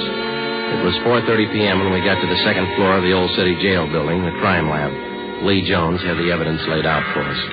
Anything about the handkerchief, boys? What's that, Lee? The blood stains. Old ones along with the new ones. How does that figure? We know how the new ones were made when the handkerchief was filled with buckshot and used on Quan. The old ones, hard to tell. How old would you say they were? Well, the handkerchief has been through the laundry a few times. Stains didn't come out. Laundry marks right here. I don't see them. Man used peerless laundry. Infrared marking system. Let me show you. Infrared lamp, Lee? Yeah. There's your marking. Pena, trace it down. Who's it belong to? Man used the name of Harry Wilson. There was nothing to do now but wait for some word on Harry Wilson. The stakeouts continued. We re-questioned Wilbur Rasmussen, and we talked again with Mrs. Curtis and George Quan. It was Tuesday, December the 8th. We checked in for work at 8 a.m. Morning, Jess. Hi, Joe. Where's Ben? Communications, getting a mail. Any word on the new chief of detectives? No, nothing. What's your guess? Oh, I think Thad Brown. A good man. Maybe. Sloan's a good man, too. When you come in here? Not yet. Why? Maybe you'd like to take a little airplane trip. What do you got? Cheyenne, Wyoming. They picked up Harry Wilson. 2 days later, Thursday, December the 10th, Harry Wilson was returned to the Los Angeles County Jail and booked on suspicion of robbery. We checked with Lieutenant Frank Cunningham in the Record Bureau. From Wilson's fingerprints, he ran a make on him. Harry Wilson was an alias. We found out that he had lengthy records of arrests and jail terms for robbery, burglary, and grand larceny. Mr. Crockett at U-Drive identified Wilson's picture. He was a 2-time loser. It's up to you, Wilson. It can go hard for you or easy. I'm in the spot, huh? You're in the spot. Lay it out for him, Jess. It's all stacked against you, Wilson. We know you rented the truck. You knew Quan was at Mrs. Curtis' house. Your handkerchief was found at the scene of the crime. You wouldn't believe me if I said I didn't do it? With that kind of evidence, how can we? I didn't. I don't know if I can prove it, but I didn't. If you didn't, we'll help you prove it. First, you gotta believe me. You know why. Yeah? I've had it twice. Once more, and I'm in for life. All right, you got it figured. Now what do you got to say? Rasmussen did it.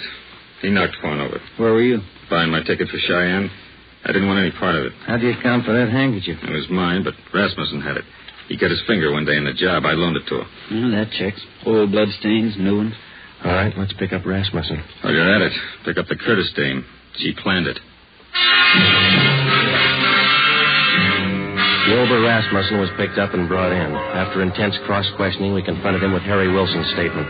In the face of this testimony, he broke completely. He gave us a full confession implicating Mrs. Inez Curtis.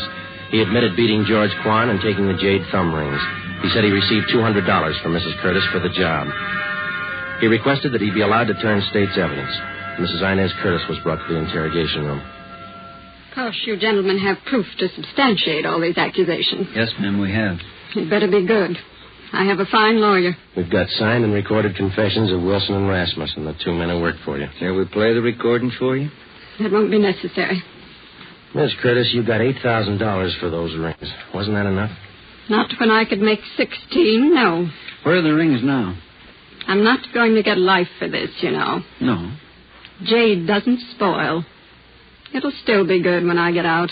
Yeah, but you'll be too old to appreciate it, Miss Curtis. Okay, Penny. That was a funny one. Sure was. How about it? Did you figure it this way, Joe? You don't expect me to answer that, do you?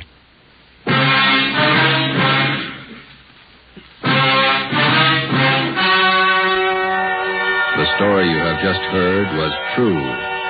Only the names were changed to protect the innocent. On March 2nd, 1949, trial was held in Superior Court, Department 82, City and County of Los Angeles, State of California. In a moment, the results of that trial. Now, here are authentic reports from all over the country that tell the story of Fatima's sensational increase in popularity. New York Division. Fatima sales up 132%. Chicago Division. Fatima sales up 453%. Los Angeles Division. Fatima sales up 545%. Yes, more and more smokers agree Fatima is the best of long cigarettes. So enjoy Fatima yourself and give extra-mild Fatimas for Christmas in the attractive golden yellow carton. Everyone who smokes Fatima says that this great new long cigarette is the best of all long cigarettes.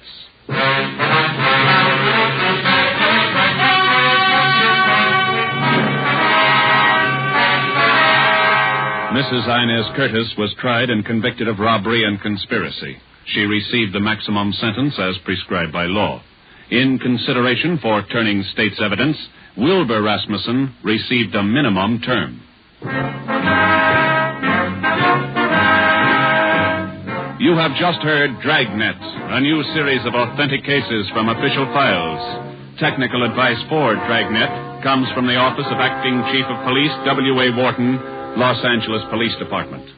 Dragnet honors the city of Knoxville, state of Tennessee, and the men who make up the Knoxville Police Department, another of America's great law enforcement agencies. One of these men, Sergeant Joe H. Roberts, director of the Knoxville City School Safety Patrols, who dedicates his life to making yours more secure. Fatima Cigarettes, the best of long cigarettes, has brought you Dragnet, portion transcribed from Los Angeles.